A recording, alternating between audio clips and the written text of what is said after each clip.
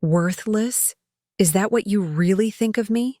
I asked, my voice barely above a whisper as I stared at my son across his gleaming mahogany desk. Darius didn't even look up from his computer screen, his fingers continuing to tap away at the keyboard. The afternoon sun streamed through the floor-to-ceiling windows of his corner office at Pinnacle Developments, illuminating his custom-tailored suit and the family photo where his smile looked nothing like the cold expression he wore. Now, before we jump back in, tell us where you're tuning in from, and if this story touches you, make sure you're subscribed, because tomorrow, I've saved something extra special for you. Mom, I've got investors waiting. I don't have time for another one of your lectures about the old ways of doing business, he said, finally glancing up with impatience etched across his face. The market doesn't care about your outdated methods anymore. It's not personal. It's evolution. I should have felt anger, or at least hurt, but instead I felt an odd sense of calm as I reached for my handbag. Inside was the document I'd signed. Just 3 hours earlier, the mortgage transfer agreement for the Obsidian Tower, Darius's most ambitious development project to date. He had no idea I now held the power to foreclose on his crowning achievement, the very symbol of his success that he'd thrown in my face countless times. I understand, I said, rising from my chair. I won't take any more of your valuable time. As I walked toward the door, he called after me, Mom, wait. The family dinner on Sunday. Imara's expecting you. I turned, a small smile playing at my lips. Don't worry, I'll be there. Some things are worth showing up for. He had already returned to his screen, dismissing me from his thoughts as quickly as he'd dismissed my worth. But that was fine. I had something he didn't: patience, and the mortgage to his future. I never imagined that at 62, I'd be starting over. But life has a funny way of pulling the rug out from under you, especially when the hands doing the pulling belong to your own flesh and blood. My name is Thalia Merritt, and for 35 years I built Nautilus Financial Group from a small mortgage brokerage into one of Crescent Harbor's most respected financial institutions. I started the company when Darius was just a baby, working from a converted closet in our tiny apartment after my husband walked out, claiming he wasn't cut out for fatherhood. Those early years were a blur of childcare, client meetings, and falling asleep over spreadsheets, but I managed to carve out a niche specializing in financing historical property restorations along our city's once-neglected waterfront. When other lenders saw only risk in those crumbling Victorian mansions and abandoned warehouses, I saw opportunity. I created custom financing packages that made restoration projects viable, and one by one, the forgotten gems of Crescent Harbor began to shine again. The Meridian District, once a collection of derelict buildings, transformed into the beating heart of our city's cultural renaissance. And I was proud to have played a part in that transformation. Darius grew up watching me build something from nothing. As a teenager, he'd sit in on client meetings, absorbing everything. "You're brilliant, Mom," he used to say, his eyes wide with admiration. "The way you structured that deal? Genius." Those words meant everything to me. I wasn't just building a business. I was creating a legacy for my son. At 25, fresh out of business school, Darius joined Nautilus. I gave him his own division focused on commercial real estate, and he thrived. Within 5 years, his department was generating almost 40% of our revenue. I couldn't have been prouder. "We make a great team," I told him on his 30th birthday as we celebrated on the rooftop of the Meridian Hotel, a building we'd helped finance. "Someday, all of this will be yours." He clinked his champagne glass against mine, grinning. Why wait for someday? I should have recognized the ambition in his eyes for what it was, but mothers see what they want to see. The following Monday, Darius called an emergency board meeting. I arrived to find printed proposals on every seat, a comprehensive restructuring plan with his name as CEO and mine as founding advisor, a ceremonial title with no real power. The market is changing, he explained to the room, not even meeting. My eyes. We need to pivot toward large-scale development financing. The restoration market is saturated, margins are shrinking, and we're missing opportunities in new construction. I sat frozen as he outlined his vision for Nautilus, a vision that systematically dismantled everything I'd built. The personal relationships with clients, the customized approach to financing, the commitment to preserving Crescent Harbor's architectural heritage, all sacrificed on the altar of rapid growth and higher profits. This is a mistake, I finally said, my voice steady despite my racing heart. Our reputation is built on our specialty. We're not equipped to compete with multinational banks in generic development financing. Darius smiled tightly. With all due respect, Mother, that's exactly the kind of thinking that's holding us back. The numbers speak for themselves. And they did. His projections showed potential growth that made several board members raise their eyebrows in appreciation. I'd assembled our board carefully over the years, choosing people who shared my vision and values.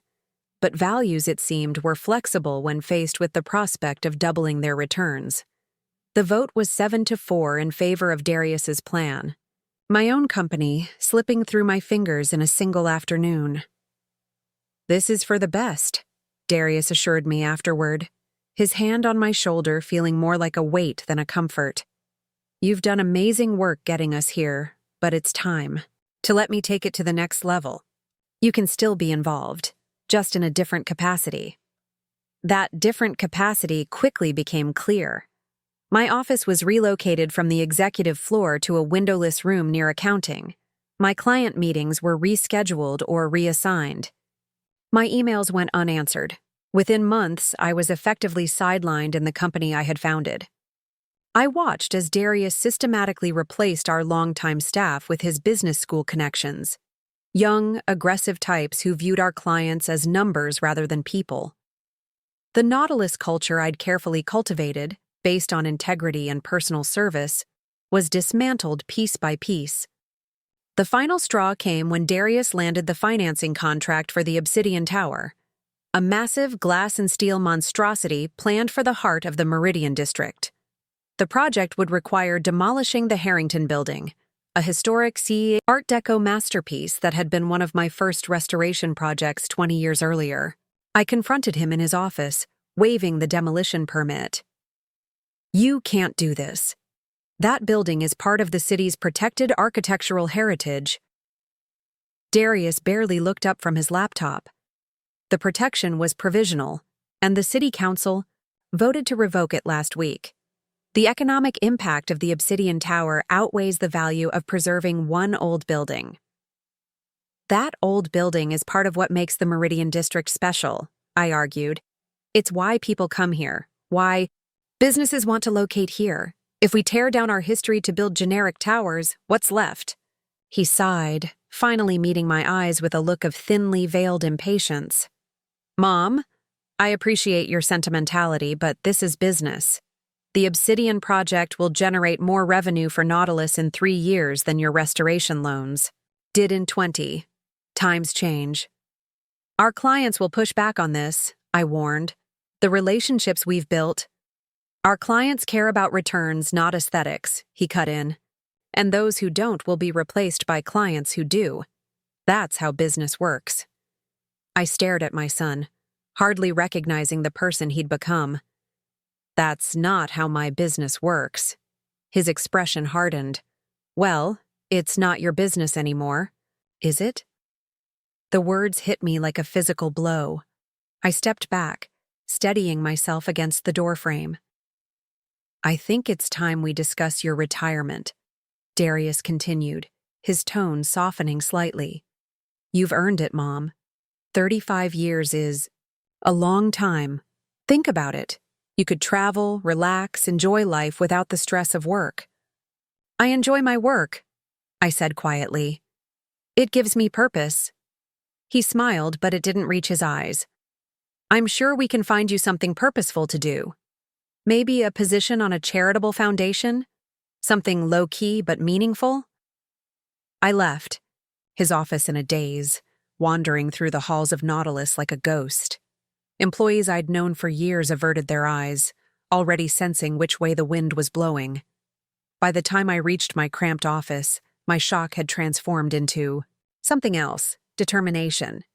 That evening, I called Keone Wakefield, an old friend and client who had become one of Crescent Harbor's most successful real estate attorneys. We met at his home in Halcyon Bay, away from prying eyes and ears. "He's trying to force me out," I told Keone, pacing across his living room as waves crashed against the cliffs below. "My own son is erasing everything I've built." Keone listened quietly, his weathered face thoughtful. At 70, he'd seen his share of family business implosions. "What do you want to do, Thalia? Fight or walk away?" Preparing and narrating this story took us a lot of time, so if you are enjoying it, subscribe to our channel. It means a lot to us. Now back to the story. I stopped pacing and looked out at the darkening ocean. "I don't know. He's my son. Even now, I can't bear the thought of hurting him." "Even though he's hurting you?" Keone asked gently. I didn't answer immediately. The truth was complicated. Yes, Darius was dismantling my life's work, but wasn't that the natural order of things? Children grow up, make their own decisions, forge their own paths. Maybe this was just the painful evolution of succession. Perhaps I should just retire. Gracefully, I murmured. Let him have the company. Maybe I'm just holding on to the past. Keone rose from his chair and joined me at the window. Is that really what you think? Or is that what Darius has convinced you to think? His question cut through my confusion. What do you mean?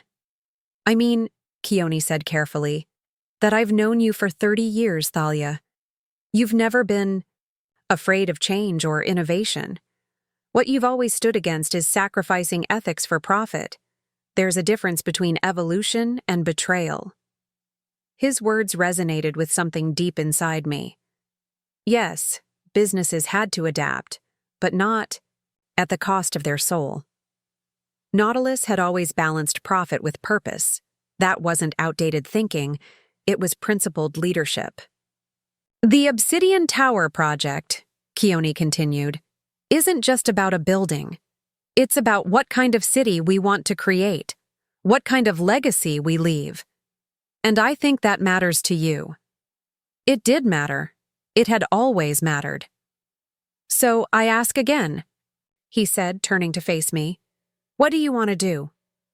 I took a deep breath. I want to protect what I've built. Not just the company, but the vision behind it. I want to show Darius that there's a better way forward than just chasing the biggest deal.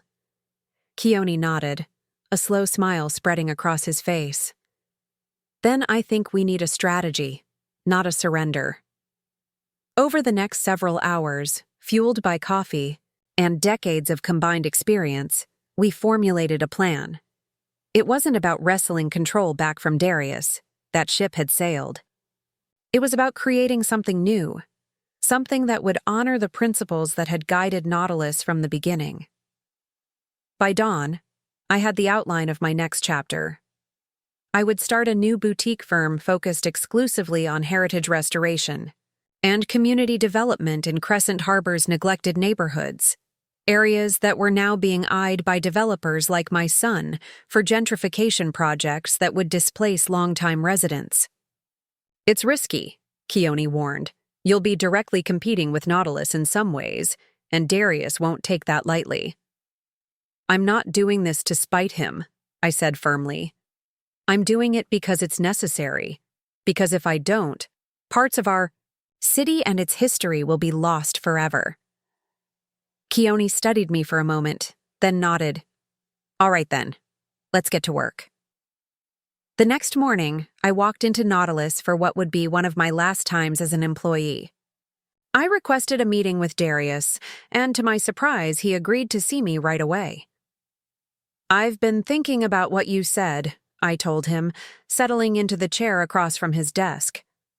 About retirement. His expression brightened.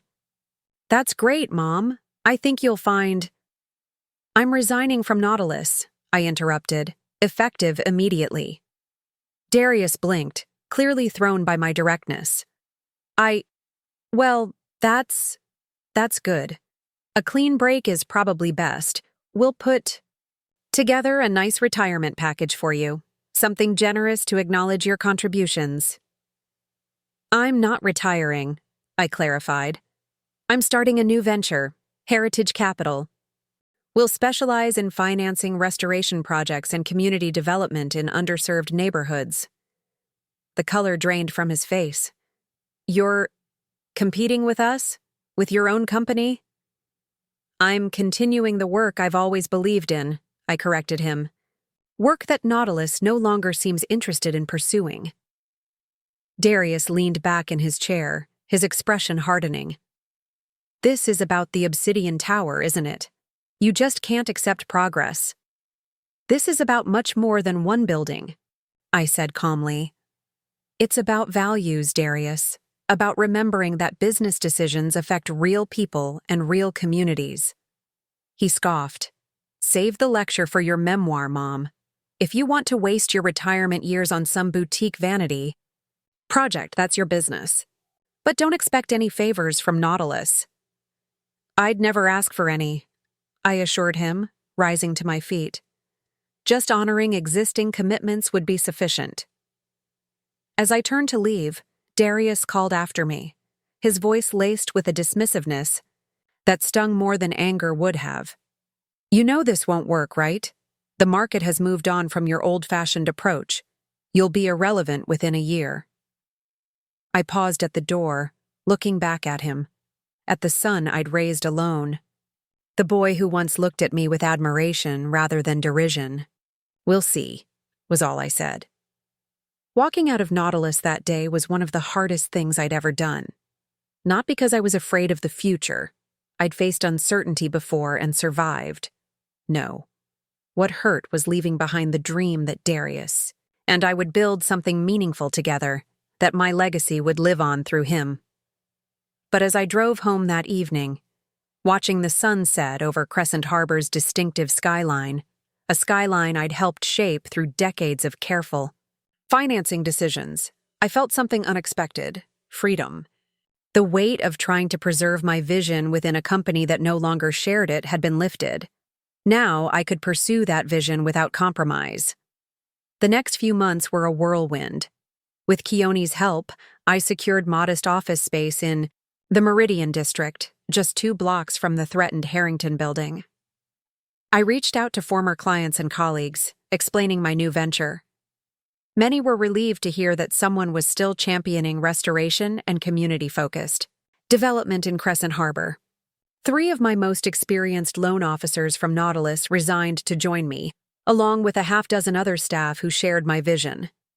Darius was furious, accusing me of poaching talent, but I hadn't solicited anyone. They had come to me, disillusioned by the changes at Nautilus. You think anyone would choose to work with a has-been if there were better options?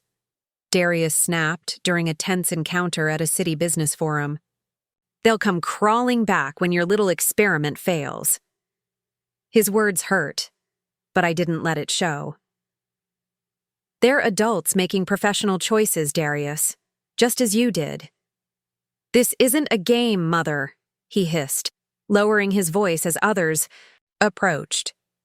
You're undermining everything I'm trying to build. No, I corrected him gently. I'm building something different. There's room in this city for more than one approach.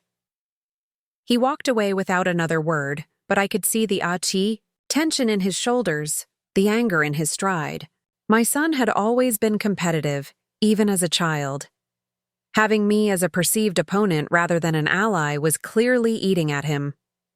Despite Darius's predictions of failure, Heritage Capital found its footing quickly. Our first major project was financing the restoration of the old Watermark Theater in the Seaview District, a once vibrant neighborhood that had fallen on hard times. The theater had been shuttered for decades, but a local arts collective had a vision to transform it into a community cultural center.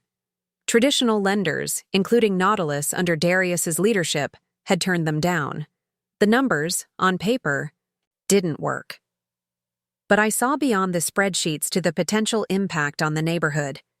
How a restored theater could become an anchor for revitalization, attracting small businesses and breathing new life into struggling streets. We structured a creative financing package that included historic preservation tax credits, community investment funds, and a modest loan from Heritage. 6 months later, when the renovated marquee of the Watermark lit up for the first time in 30 years, the entire neighborhood celebrated. Local news covered the opening night, and I found myself being interviewed about Heritage Capital's innovative approach to community-centered financing. The success of the Watermark project brought more opportunities our way.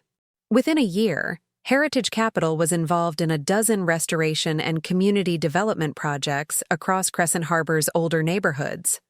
Our reputation grew, and with it, our influence in the city's development discussions.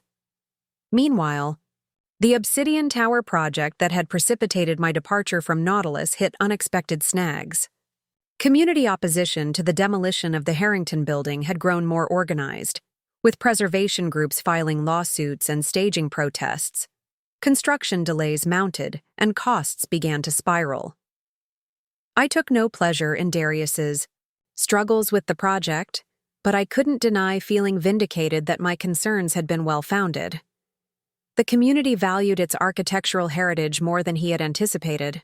Still, I kept Heritage Capital separate from the controversy, focusing on our own projects rather than engaging in the battle over the Obsidian Tower.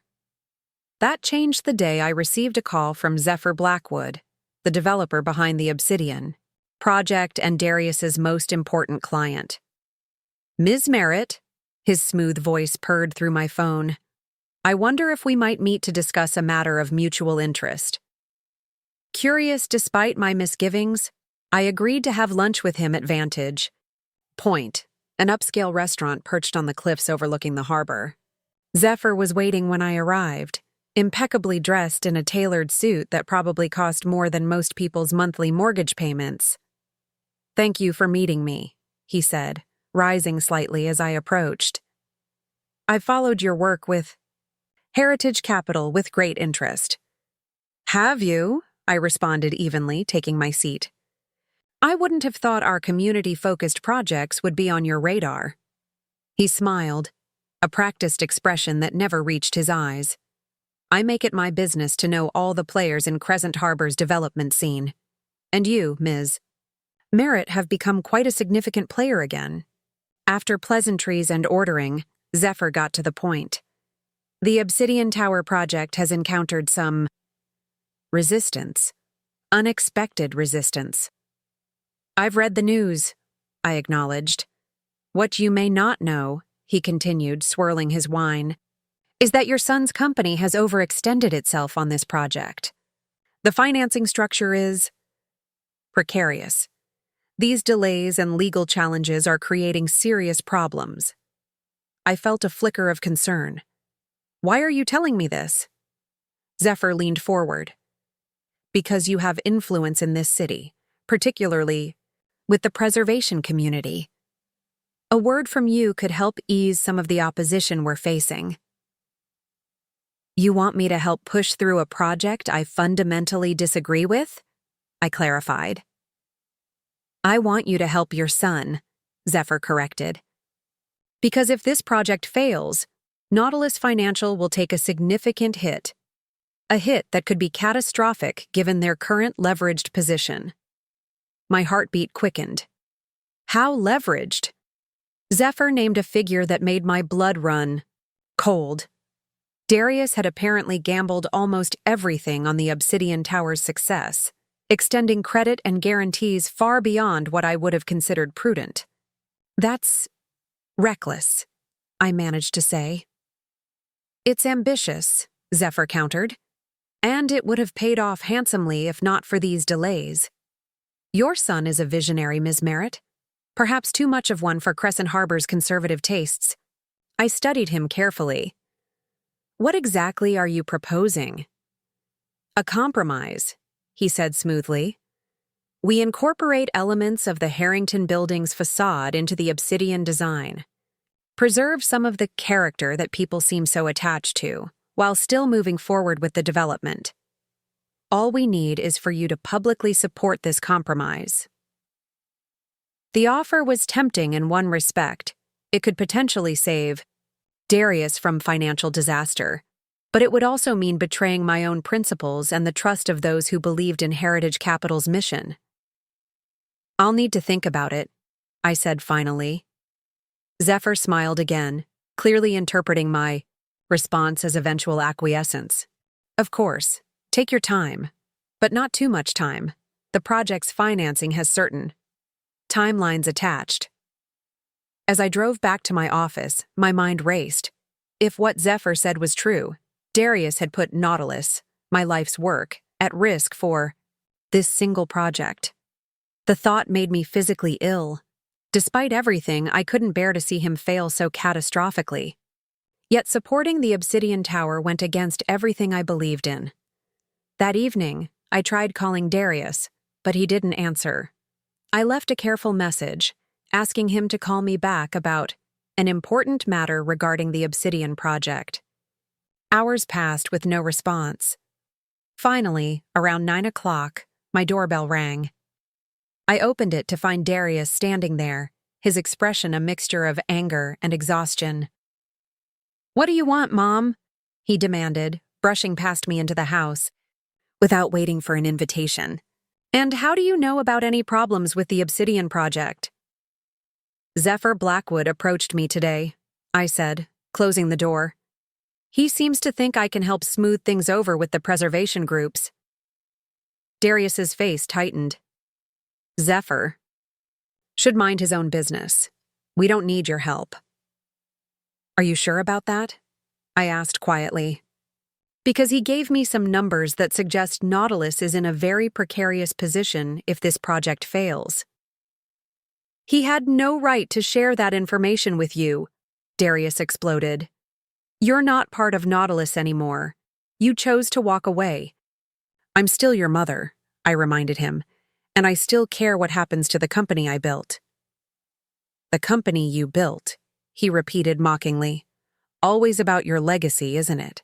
Never mind that I'm trying to build something bigger, something that will actually last in today's market." "By gambling everything on one project?" I challenged. "By leveraging the company to the hilt? That's not building, Darius. That's risking everything your grandparents and parents worked for." He paced across my living room, running a hand through his hair in frustration. "You don't understand. The Obsidian Tower isn't just another project. It's a statement. It puts Nautilus and Crescent Harbor on the map. It changes everything, including demolishing an important piece of the city's architectural heritage," I pointed out. Darius whirled on me. "That's exactly why I didn't want your input. You're so obsessed with the past that you can't see the future. This city needs to evolve, Mom. It needs bold vision, not sentimental attachment to old buildings." The past and future aren't mutually exclusive," I argued. "The most vibrant cities in the world honor their heritage while embracing innovation. That balance is what makes them special." He shook his head dismissively. "Save the lecture. I didn't come here for another lesson on your outdated business philosophy." The contempt in his voice stung. This wasn't my little boy anymore. This was a stranger wearing my son's face.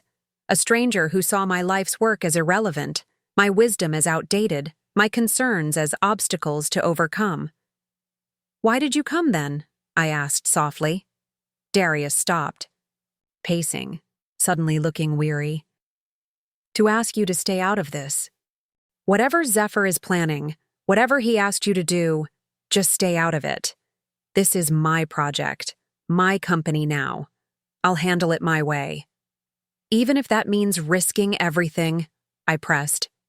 "It's mine to risk," he snapped. Then, seeing my expression, he moderated his tone. "Look, Mom, I appreciate your concern. Really, but I've got this under control. The preservation issue will blow over. People will see the benefits of the Obsidian Tower once it's completed. I wasn't convinced, but I could see that pushing further would only widen the rift between us. All right, I conceded. I won't interfere. Relief washed over his face. Thank you. He checked his watch. I should go. I have an early meeting tomorrow. At the door, he hesitated, then gave me an awkward, brief hug. Try not to worry, Mom. Everything's going to work out. After he left, I sat alone in my living room, replaying our conversation. There had been something in his eyes when he talked about the project, a desperation beneath the confidence. Zephyr. Blackwood's warning echoed in my mind.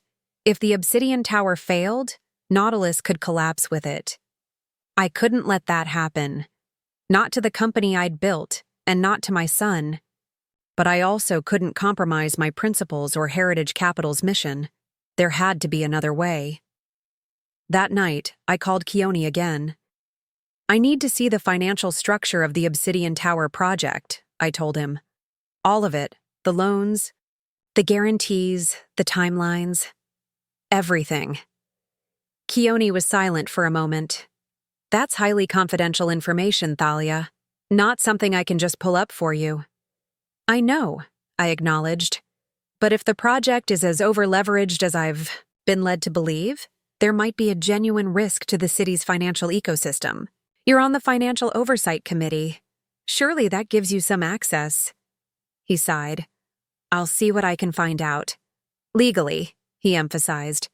But Thalia, what are you planning to do with this information? I stared out at the darkness, beyond my window, at the distant lights of the city I loved.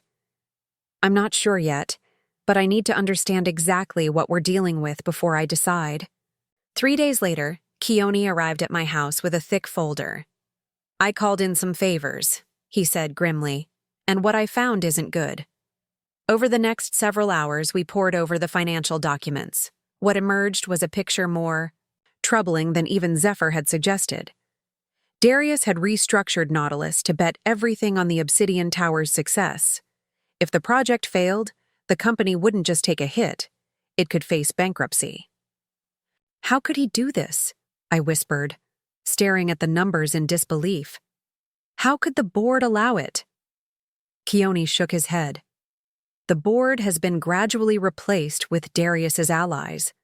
They trusted his vision completely. And on paper, the returns looked extraordinary if everything went according to plan. Which it hasn't, I noted. No, Keone agreed. The preservation lawsuits alone have added months of delays and millions in legal fees. And there's something else. He hesitated. What? I pressed.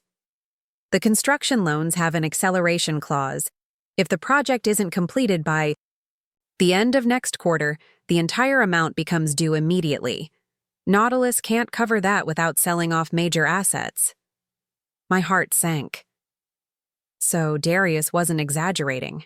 Everything really is at stake. Keone nodded solemnly. The question is, what are you going to do about it? I spent a sleepless night considering my options. I could publicly support Zephyr's compromise, potentially helping to save Nautilus but compromising my own principles. I could do nothing, letting events unfold naturally, even if that meant watching my son and my former company crash and burn.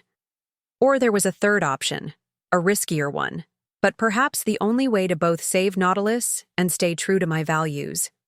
The next morning, I made my decision. I called my bank and arranged to liquidate a significant portion of my personal investments, including my retirement fund. Then I contacted a specialized lender I'd worked with years ago, one who dealt with distressed debt acquisition.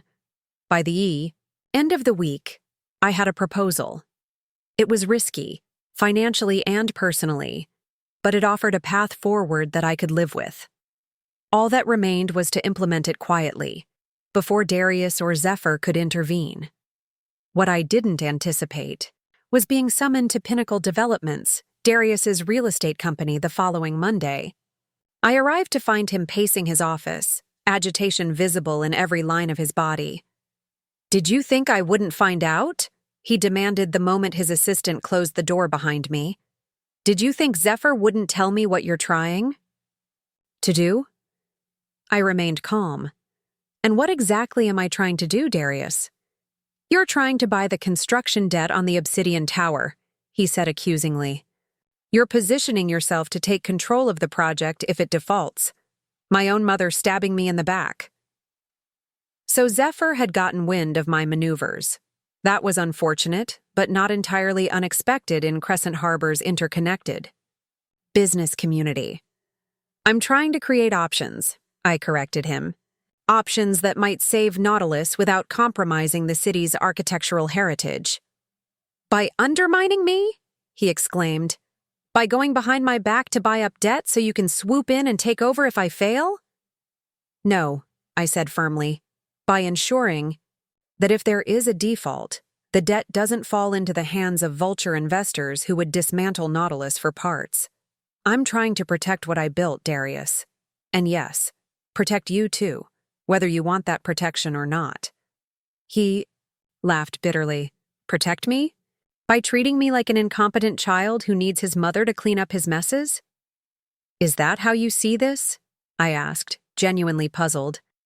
"Darius, you've put Nautilus in an incredibly vulnerable position. If the Obsidian project fails—" "It won't fail!" he shouted, slamming his hand down on his desk. "It can't fail. I won't let it." The desperation in his voice confirmed what I'd suspected.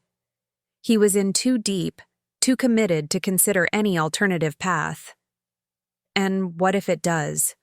I pressed gently. "What's your contingency plan?" His silence was answer enough. There was no plan B. "This is why I'm acting," I explained. "Not to undermine you, but to make sure there's a safety net if things don't go as planned."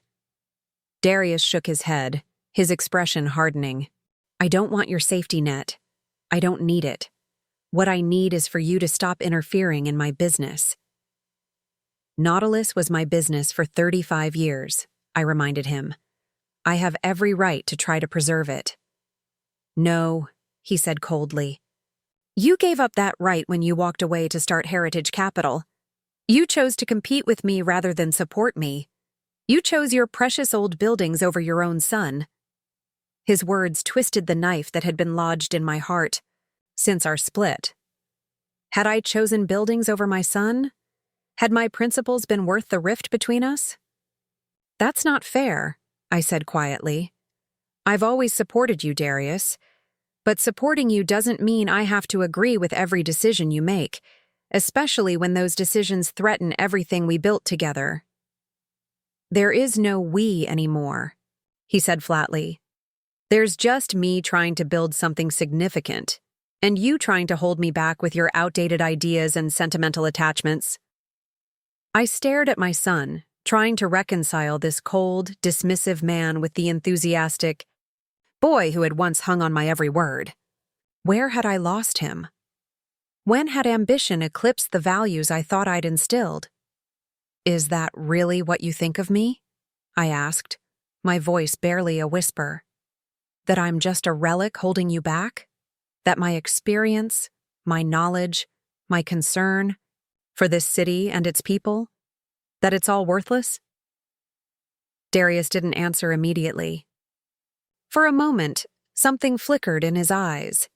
Doubt, perhaps, or a glimmer of the sun I remembered. But it vanished quickly, replaced by a hard, determined look. "Worthless is a harsh word," he said finally. "But yes, in today's market, with what I'm trying to achieve, your cautious, small-thinking approach is a liability, not an asset. The world has moved beyond your way of doing business, Mom. It's time you accepted that." The word hung in the air between us. Worthless. Each step away from Darius's office felt heavier than the last. The security guard nodded politely as I passed through the marble lobby of Pinnacle Developments, unaware that my world had just shattered.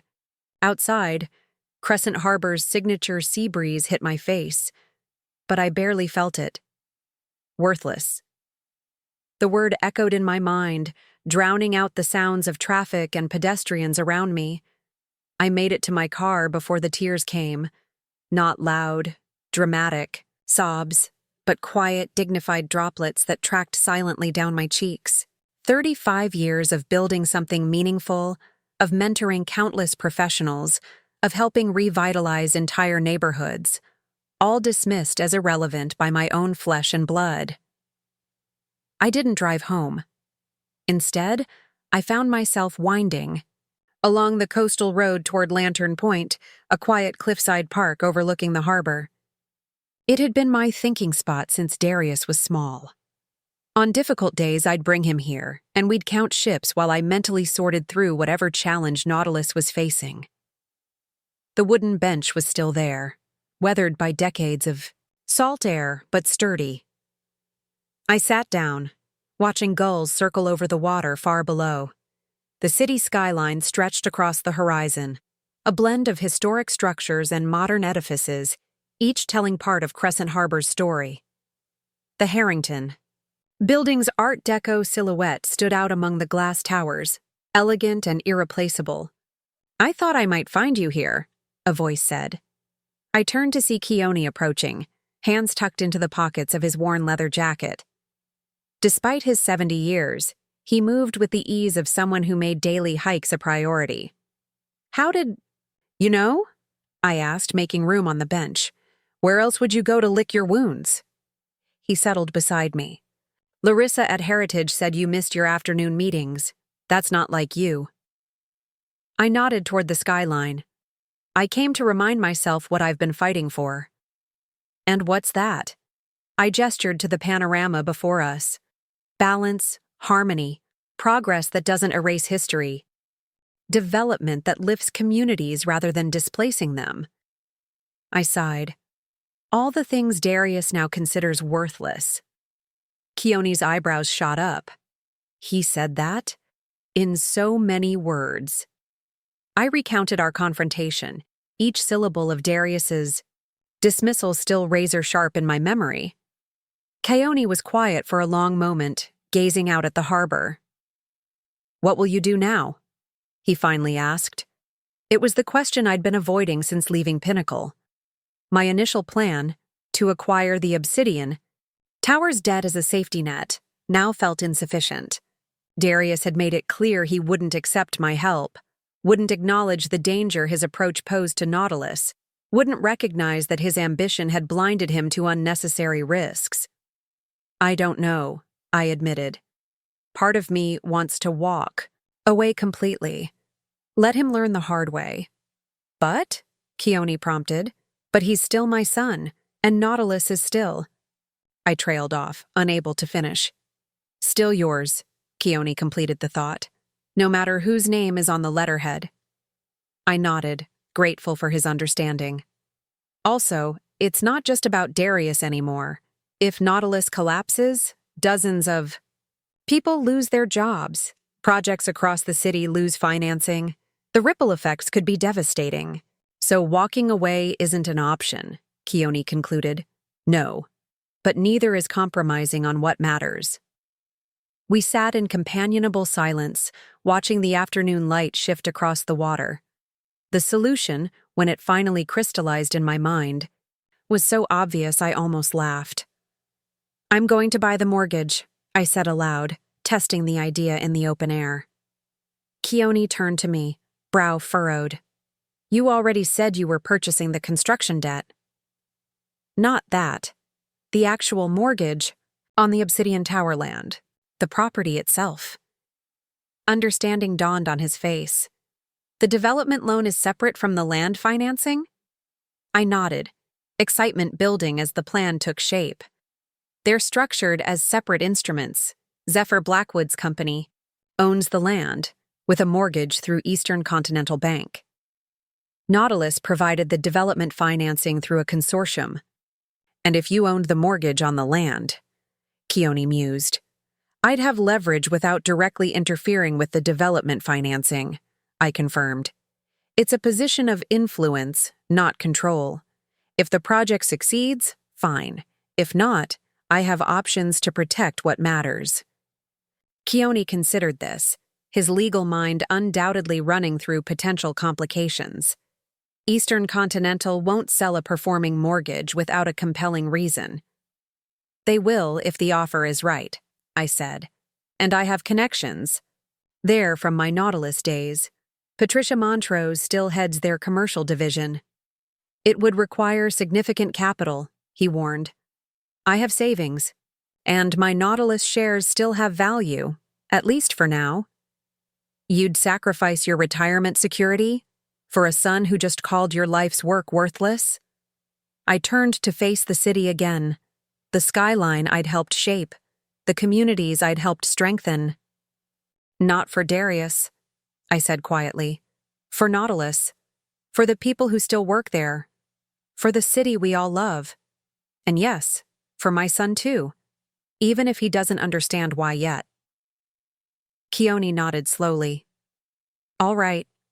If you're sure this is what you want, I'll help you structure the purchase properly.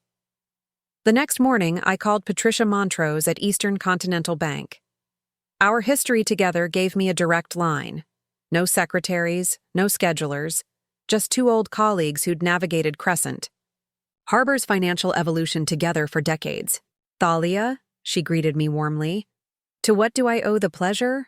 Calling to gloat about the Watermark Theater's success? I smiled despite myself. The Watermark had been Heritage Capital's first major triumph, a project Eastern Continental had declined to finance. No gloating today, Patricia. I'm calling about a delicate matter. The Obsidian Tower project. There was a brief pause. Ah, your son's flagship development, the one replacing the Harrington building. That's the one. I understand Eastern Continental holds the mortgage on the underlying property. We do, she confirmed, her tone turning careful. Though I'm surprised you're inquiring, given your public position on historical preservation. I'd like to discuss acquiring that mortgage, I said directly, privately and confidentially.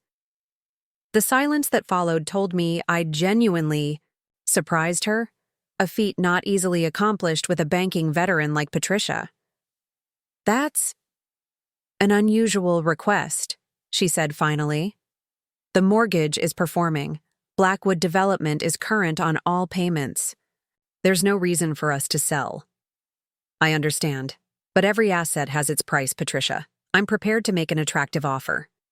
Another pause. May I ask why? Given your known opposition to the project, this seems counterintuitive.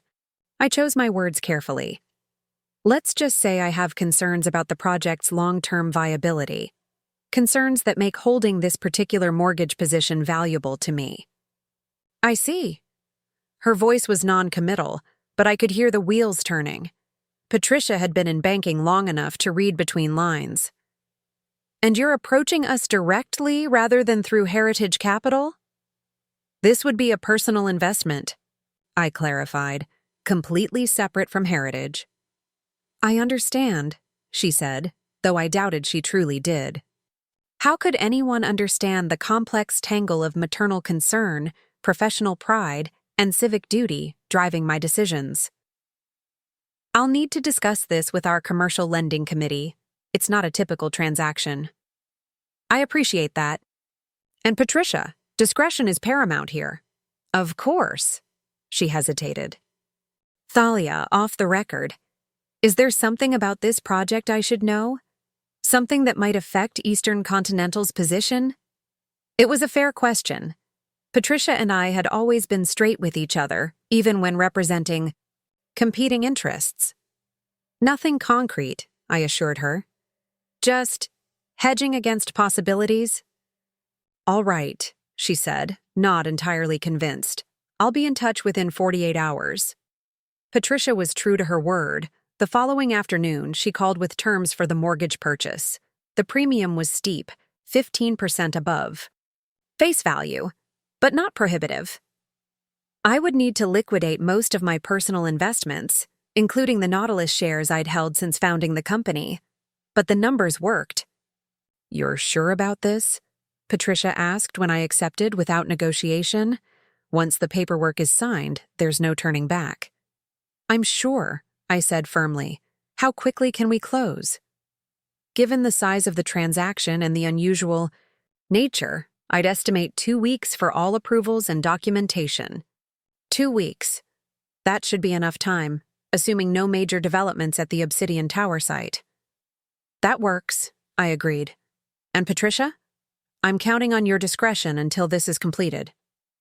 You have my word, she promised. Though I admit, I'm curious to see how this plays out. That made 2 of us. The next 14 days were among the most stressful of my career.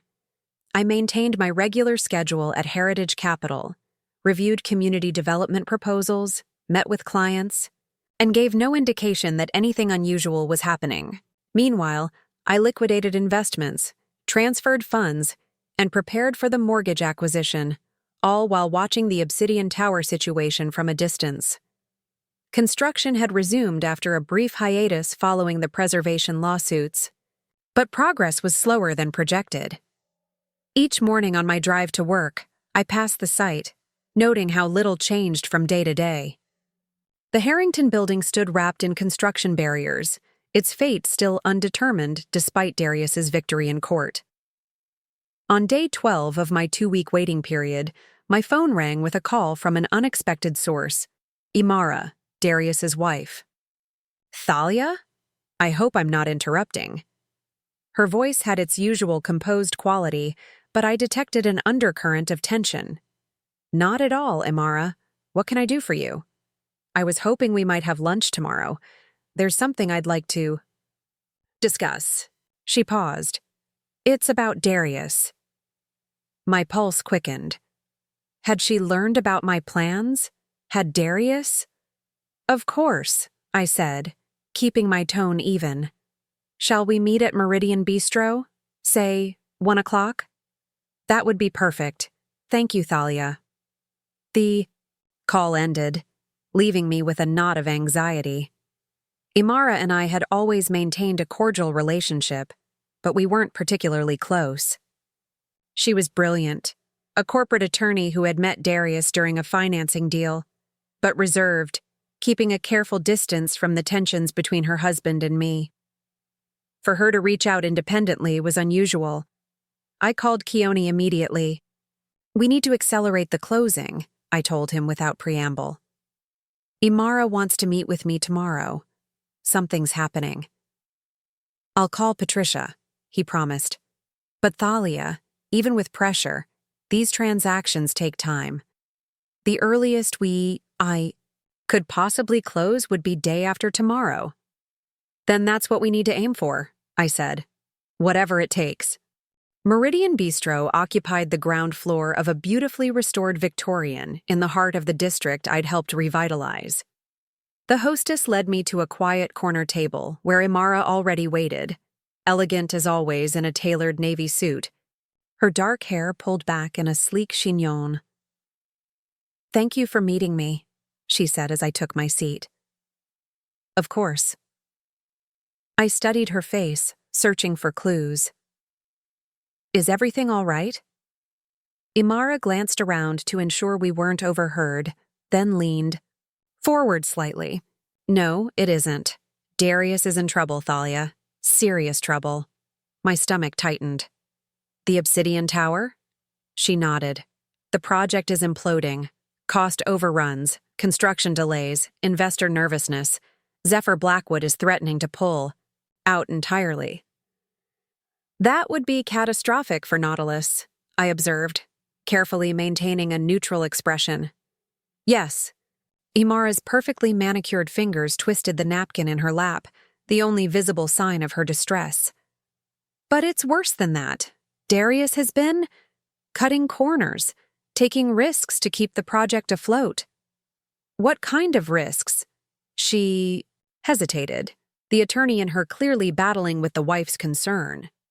He's been moving funds between accounts to cover shortfalls, using client escrow money temporarily. Nothing has been permanently misappropriated, she hastened to add. But it's a dangerous game.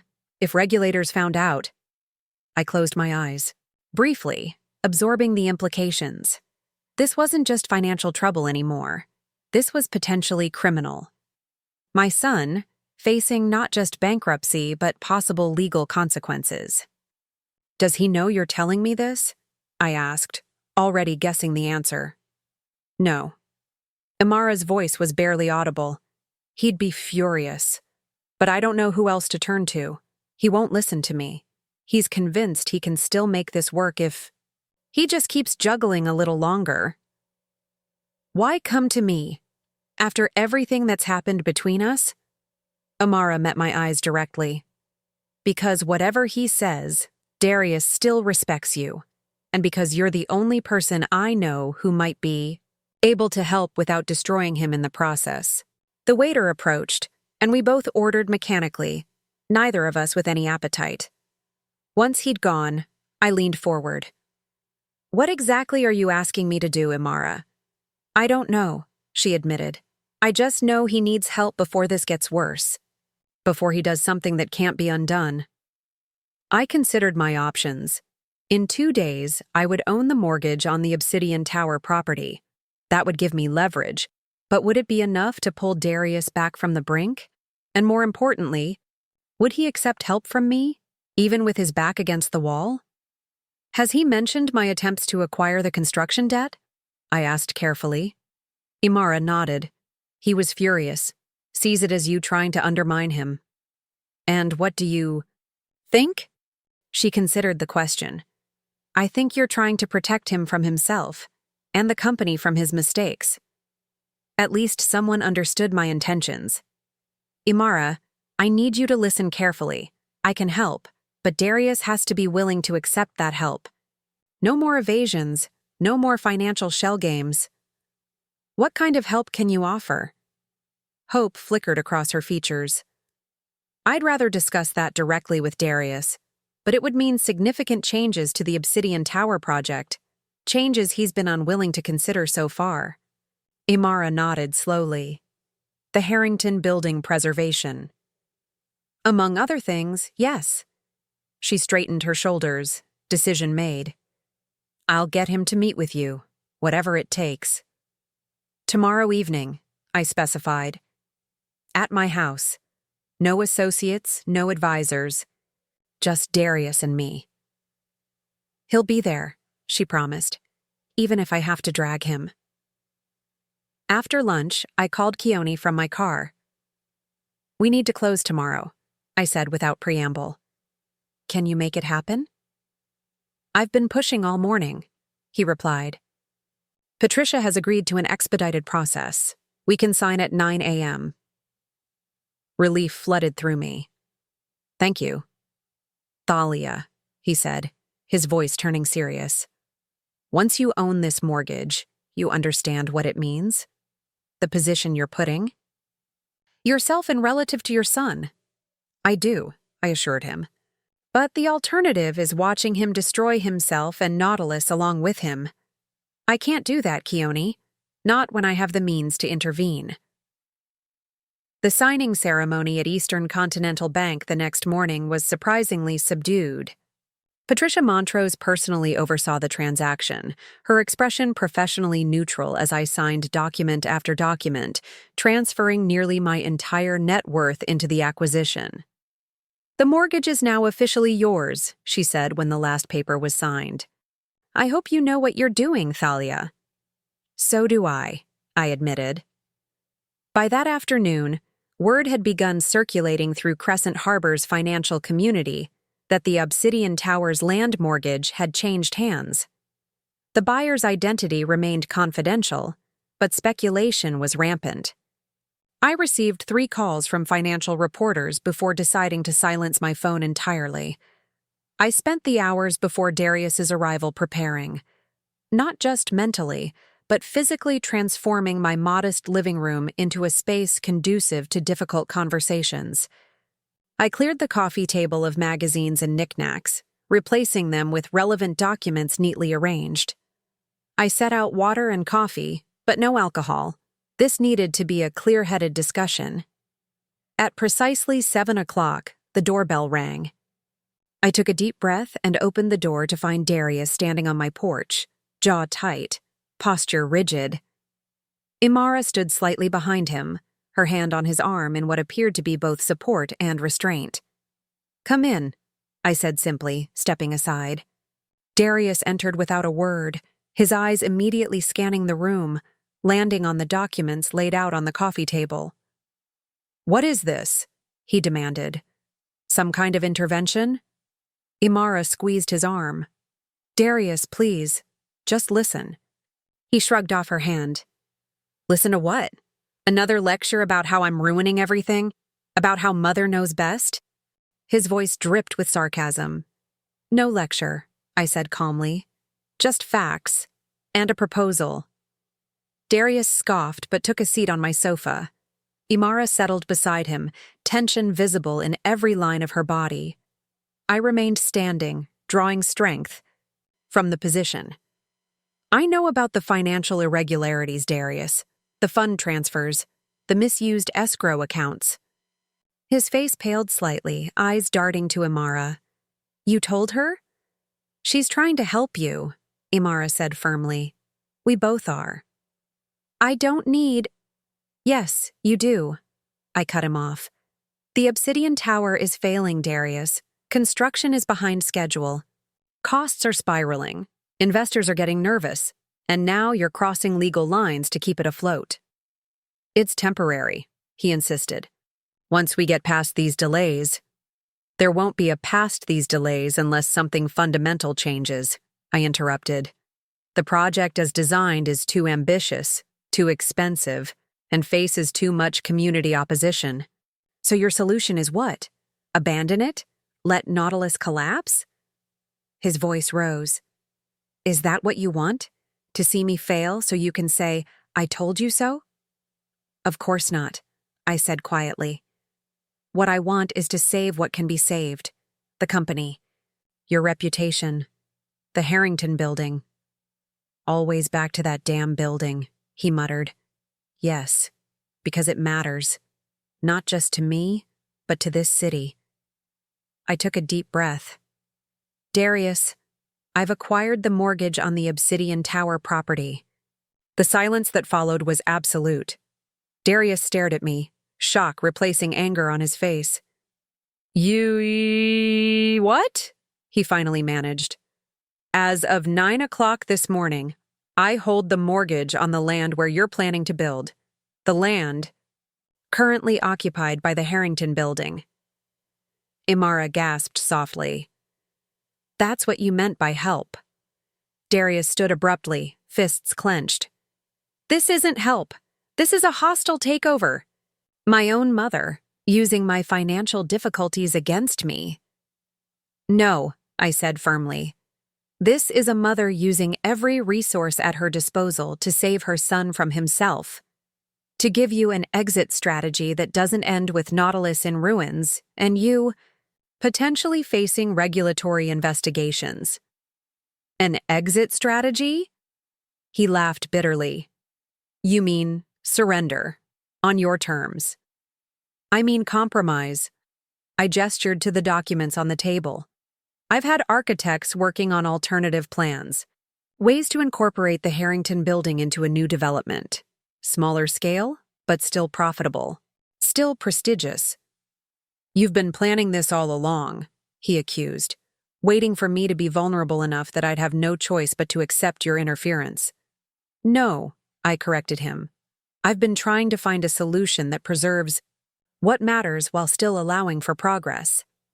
The only difference is that now I have the leverage to make you consider it." Darius paced across my living room, running his hands through his hair in frustration. "And if I refuse? If I fight this? Then I'll do what any mortgage holder would do, protect my investment." I kept my voice level. "But I don't want that, Darius. I want us to find a way forward together." "Together?" he repeated mockingly. "After you went behind my back to undermine my flagship project? After I used my personal funds, including liquidating my Nautilus shares, to create an opportunity to save what can be saved," I corrected. Do you even understand what I've risked to do this?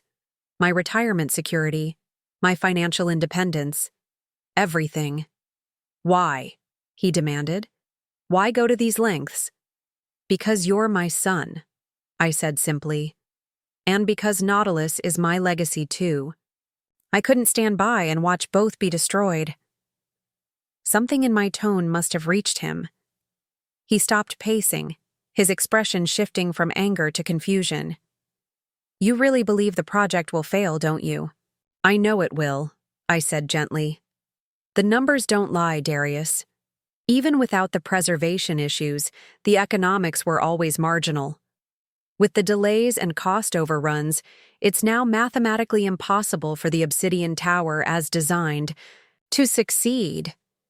Imara stood, moving to her husband's side. Darius, please. Look at the alternatives Thalia is offering. At least consider them. He stood frozen, caught between pride and pragmatism. I could almost see the calculations running behind his eyes, assessing options, weighing outcomes, searching for any path that didn't involve conceding to me. Whatever you're thinking, I said quietly. Whatever financial maneuver or legal challenge or end run you're contemplating, ask yourself one question. Is it worth risking everything? Not just your vision for the Obsidian Tower, but Nautilus itself? Your professional reputation? Your freedom? The fight seemed to drain out of him all at once. He sank back onto the sofa, suddenly looking exhausted. Show me the alternative plans, he said finally. Relief washed over me, but I kept my expression neutral as I spread the architectural renderings across the coffee table. This is the Heritage Spire concept.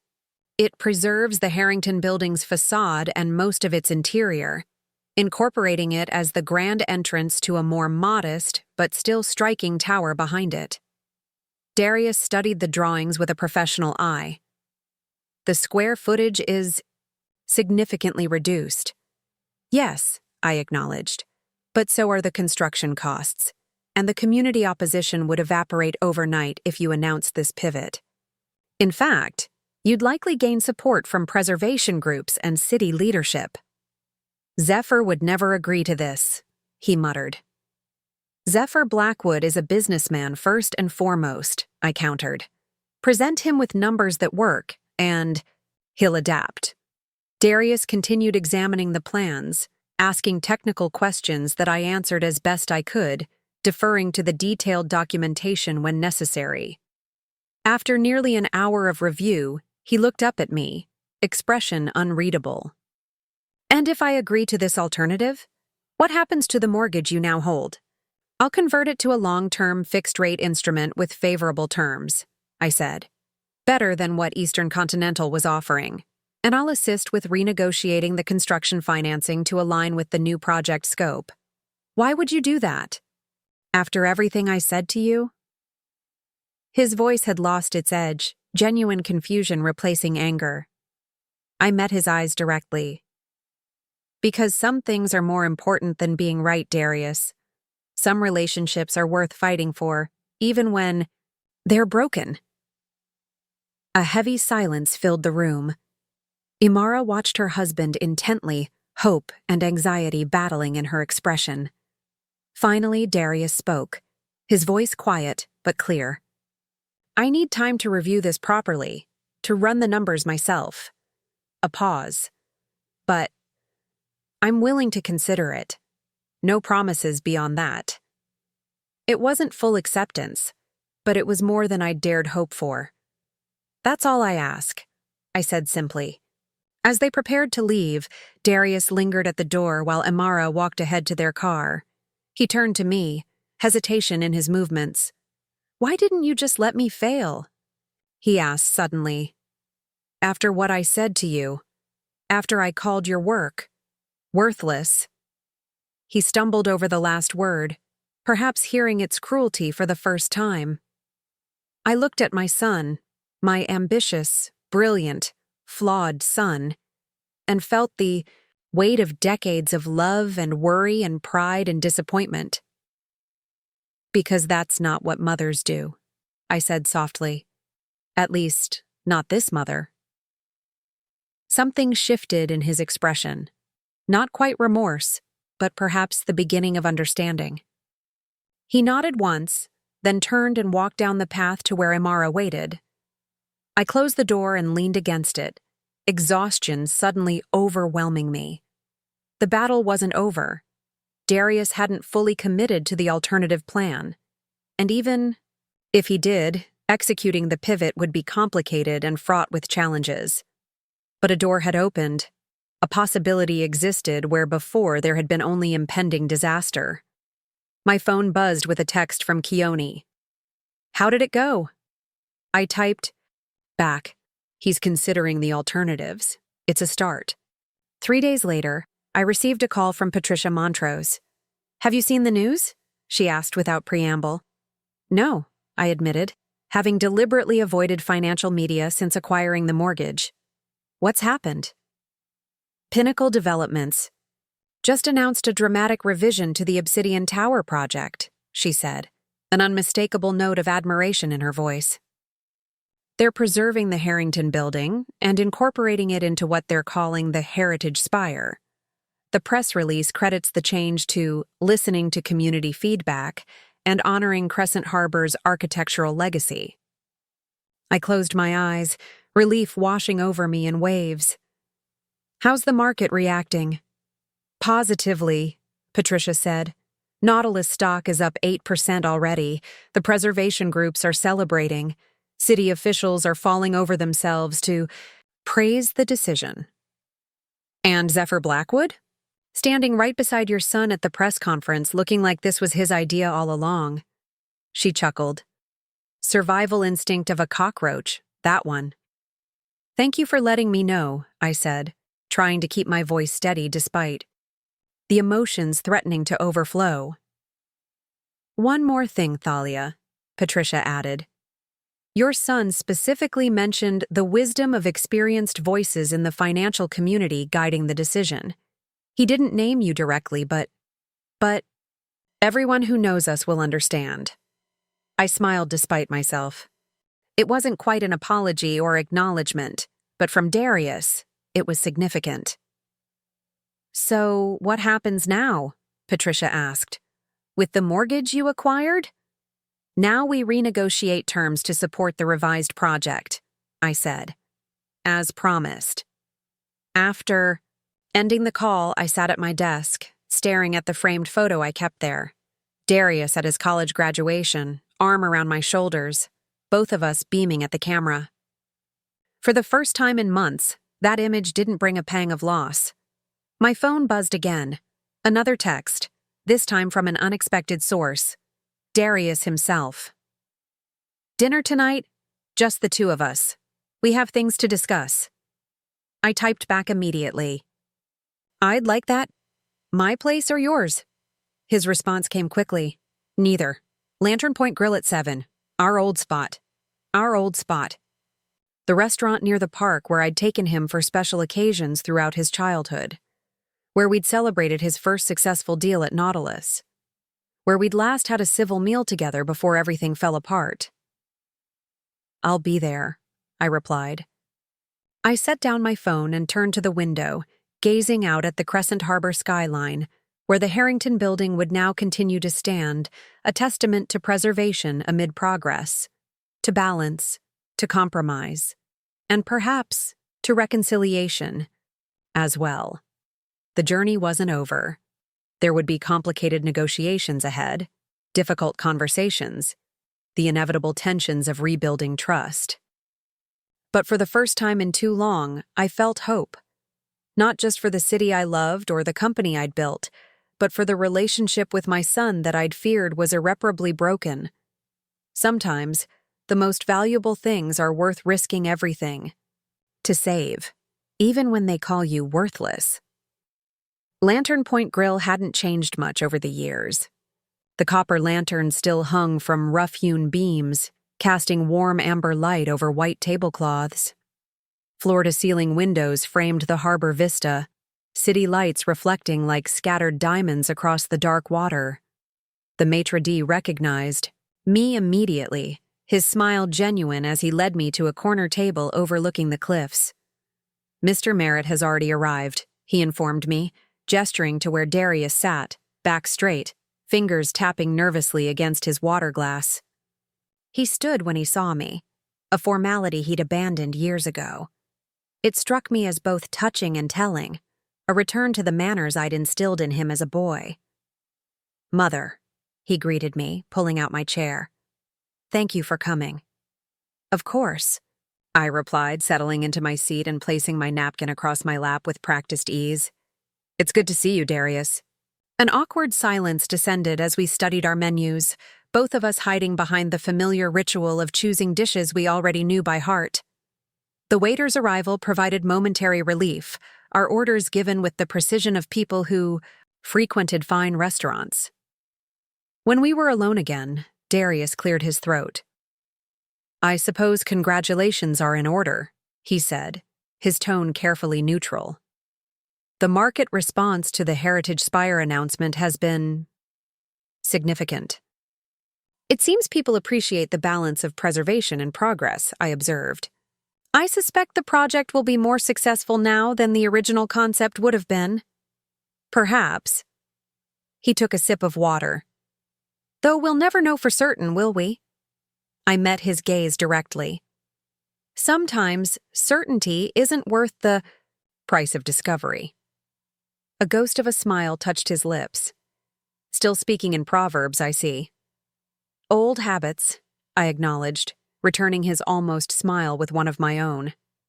The arrival of our wine, a Crescent Harbor Vineyards Reserve Cabernet, another tradition, provided another brief reprieve from conversation.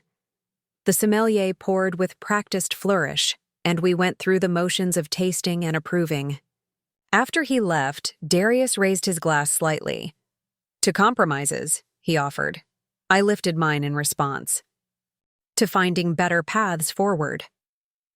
We sipped in unison, the rich, familiar taste of local grapes grounding me in the moment. "I've been thinking about what happened," Darius said finally, setting down his glass. "About what I said to you that day in my office." I waited, giving him space to continue. "It was cruel," he admitted, not quite meeting my eyes. "And untrue. Your approach to business isn't worthless. It's just different from mine." Coming from Darius, this was tantamount to a full apology. I accepted it as such. "Thank you," I said simply. "We do have different perspectives. Both have value." "Evidently." He gestured vaguely toward the harbor, where the Meridian District's illuminated outline was visible. "The preservation groups are calling the Heritage Spire revision a visionary compromise. The mayor wants us to speak at next month's Economic Development Forum." "Quite a turnaround from where things stood a week ago," I observed. "Yes, well." He shifted uncomfortably. "Necessity is the mother of invention. Or in this case, reinvention." Our first course arrived, seared scallops with citrus reduction for me, tartare for him. We focused on our plates for a few moments, the familiar flavors offering comfort amid the tension. "I've been reviewing the financial restructuring you proposed," Darius said after a while, "for the mortgage and construction loans." "And?" I prompted when he didn't continue. "And it's solid, creative, the kind of approach I might have dismissed as too conservative a month ago, but now." He shook his head slightly. "Now I see the wisdom in it. Secure foundation, reasonable growth, manageable risk," I summarized. "Not as flashy as what you'd planned, but sustainable." "Sustainable," he repeated thoughtfully. That word has taken on new meaning for me lately. I tilted my head questioningly. "When you're riding high, sustainability seems like settling," he explained. "When you're staring into the abyss, it suddenly looks like salvation." I couldn't help but smile. A lesson usually learned the hard way. "Speaking of hard ways," Darius said, his expression turning serious again, "I know what it cost you to purchase that mortgage. Financially, I mean. Keone mentioned you liquidated almost everything. I nodded, not particularly surprised that Keone had spoken with him. It was worth the risk. To save me from myself? A hint of the old defensiveness crept into his voice. To save what matters, I corrected gently. Nautilus, the Harrington building, your reputation, our relationship. He was quiet for a moment, absorbing this. When did you decide to do it? Buy the mortgage, I mean. After our confrontation in your office, I admitted. When you made it clear you wouldn't consider any alternatives until it was too late. And you didn't think to just talk to me again? Try to convince me? I gave him a pointed look. Would you have listened? He had the grace to look abashed. No, probably not. A pause. I was so certain I knew better, that my approach was superior to everything that came before. The hubris of youth, I said, though without rancor. Or perhaps just the hubris of success. Early victories can make us overconfident. Something you learned long ago, I imagine, he observed. Oh yes, I confirmed. I made my share of mistakes building Nautilus. The difference was, I had mentors who pulled me back from the edge before disaster struck. Like you did for me, he acknowledged quietly. I inclined my head slightly, accepting the comparison. Our main courses arrived. Salmon for me, venison for him, another constant in our ever-shifting relationship. The familiar choreography of fine dining provided structure to a conversation that might otherwise have wandered into uncomfortable territory too quickly. I've been thinking about Nautilus, Darius said, after we'd eaten in companionable silence for a few minutes, about its direction going forward. I maintained a neutral expression, though my interest was immediately piqued. Oh? The heritage. Spire Pivot has given us an opportunity to recalibrate our overall approach, not just for this project, but for the company's strategy. In what way? I asked, careful not to seem too eager. He set down his fork, organizing his thoughts. When I took over, I pushed hard toward large-scale development financing. It seemed like the obvious growth path. Bigger projects, bigger returns. A logical conclusion, I allowed. But after what happened, the community pushback, the regulatory scrutiny, the financial strain, I'm reconsidering. He met my gaze directly. There might be value in a more balanced approach, preserving some of Nautilus's traditional focus on restoration and community development while still pursuing selective growth opportunities. It was everything I might have hoped to hear, yet I kept my response measured. That sounds sensible. Both paths have their strengths. Which brings me to something I wanted to discuss with you. Darius straightened in his chair, his expression turning formal. I'd like you to consider returning to Nautilus, in an advisory capacity. The invitation caught me off guard, despite the evening's conciliatory tone. You want me back at the company? As a senior advisor, he clarified quickly. Not in operations. You would consult on strategic direction, particularly for our community development and restoration portfolio. Your expertise in those areas is unmatched. I took a moment to consider his offer, sipping my wine to give myself time. What? About Heritage Capital? You could maintain your role there, he said. This would be a separate arrangement, a few hours each week perhaps. And the board? Would they support this? They already have, he admitted.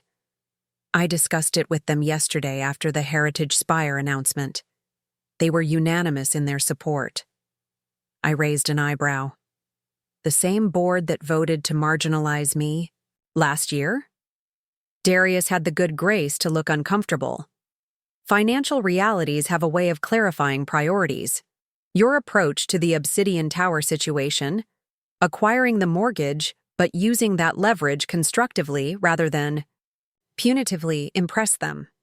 They see the value in your perspective now. And you? I asked, the question at the heart of everything. What do you see? He met my gaze directly.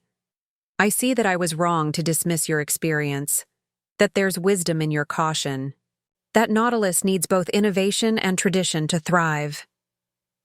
It was as close to a complete reversal as I was likely to get from my proud son. I found myself unexpectedly moved by the gesture, though I kept my expression composed. I appreciate the offer, I said carefully, but I'd need to think about it. Returning to Nautilus, even in an advisory role, would be complicated. Of course, he nodded. Take whatever time you need. The remainder of our dinner passed in easier conversation. We discussed the practical aspects of the Heritage Spire redesign, the market's reaction, the scheduling challenges, professional topics where we could find common ground without venturing too deeply into the emotional terrain we'd begun to navigate.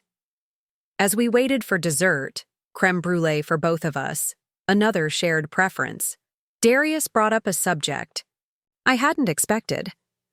Imara and I are expecting, he said quietly, a daughter, due in January. Joy surged through me, momentarily displacing all other concerns. Oh, Darius, that's wonderful news. He smiled, genuine warmth replacing his earlier guardedness. We found out just before. Everything happened with the Obsidian Tower. We were waiting for the right moment to tell you.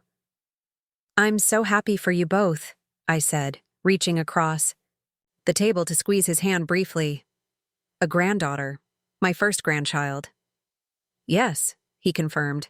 And we've been discussing names, Imara suggested. Well, we thought perhaps Thalia, after you. The unexpected gesture brought tears to my eyes before I could compose myself. I would be honored, I managed, my voice thick with emotion. It seems fitting, Darius said, looking slightly embarrassed by my reaction. A way to honor the past while embracing the future, a connection across generations. Thank you, I said simply, unable to articulate the complex swirl of feelings his announcement had triggered. We lingered over dessert and coffee, our conversation, turning to lighter topics, nursery designs, Imara's cravings, the way parenthood changes one's perspective. For these precious moments, we were just mother and son again, sharing family news without the weight of business conflicts hanging between us.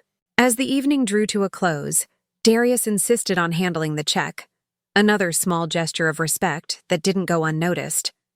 Outside, the cool harbor breeze carried the scent of salt and distant pine as we walked to our cars. I've been thinking about something else, Darius said, pausing beside my vehicle.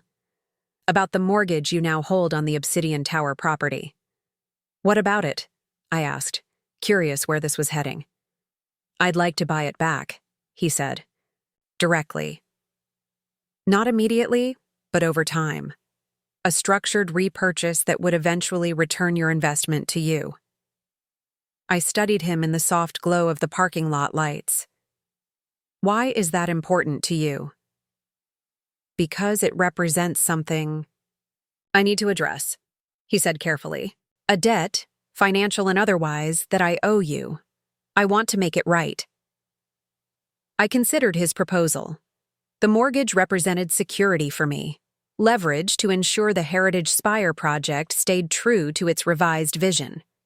Yet it also created an ongoing financial entanglement that might complicate our healing relationship. We can discuss terms, I agreed finally. But there's no rush, Darius. I'm comfortable with the current arrangement. Thank you. He hesitated, then added, for everything. Not just the mortgage situation, but for not giving up on me, even when I gave you every reason to. The vulnerability in his voice touched me deeply. Without overthinking, I stepped forward and embraced him, our first genuine hug in longer than I cared to remember. After a moment's stiffness, his arms came around me, returning the gesture. That's what family does, I said softly as we separated. We don't give up on each other, even when it's difficult, especially when it's difficult. Driving home that night, I felt lighter than I had in months. The rift between Darius and me wasn't fully healed. Too much had happened for instant reconciliation. But we had taken significant steps toward understanding, toward forgiveness, toward a new relationship built on mutual respect rather than the simpler dynamics of parent and child. The following morning, I arrived at Heritage Capital to find Keone waiting in my office, his expression expectant. "Well?" he prompted as I hung my coat. "How was dinner?" I smiled, settling into my chair. "Productive. Healing even." "Details." "Thalia," he insisted. "I didn't spend 40 years practicing law to be satisfied with vague adjectives." I laughed, then filled him in on the dinner conversation. Darius's acknowledgement of his mistakes, his invitation for me to rejoin Nautilus as an advisor, his desire to eventually repurchase the mortgage, and most movingly, the news about the baby. "Little Thalia," Keone mused when I finished. "That's quite a peace offering." "It is," I agreed, though I believe it was Imara's suggestion originally. "Smart woman?" he nodded. "She always struck me as the steadiest influence in that household." He leaned forward, expression turning more serious. "So what will you do? About the advisory position?" I looked out my office window at the Meridian District, the neighborhood I'd helped revitalize through decades of careful financing decisions. At Nautilus, in the distance, construction equipment surrounded the Harrington building, now draped with banners announcing the Heritage Spire project. "I think I'll accept," I said finally. "With clear parameters, a few hours each week, focused, specifically on restoration and community development projects, no direct involvement in operational decisions. A way to influence without controlling," Keone observed. "Wisdom rather than authority." "Exactly," I confirmed.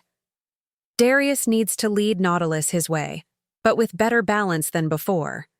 If I can help provide that balance without undermining his leadership, it could be beneficial for everyone." "And Heritage Capital? You'll continue here as well?" "Absolutely. This is my primary focus now.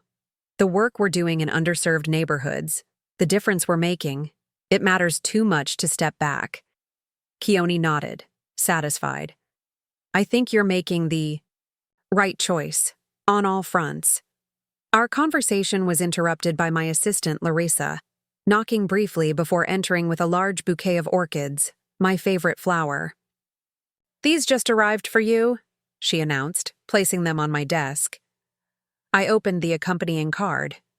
"To new beginnings and balanced perspectives. Thank you for saving what matters." D.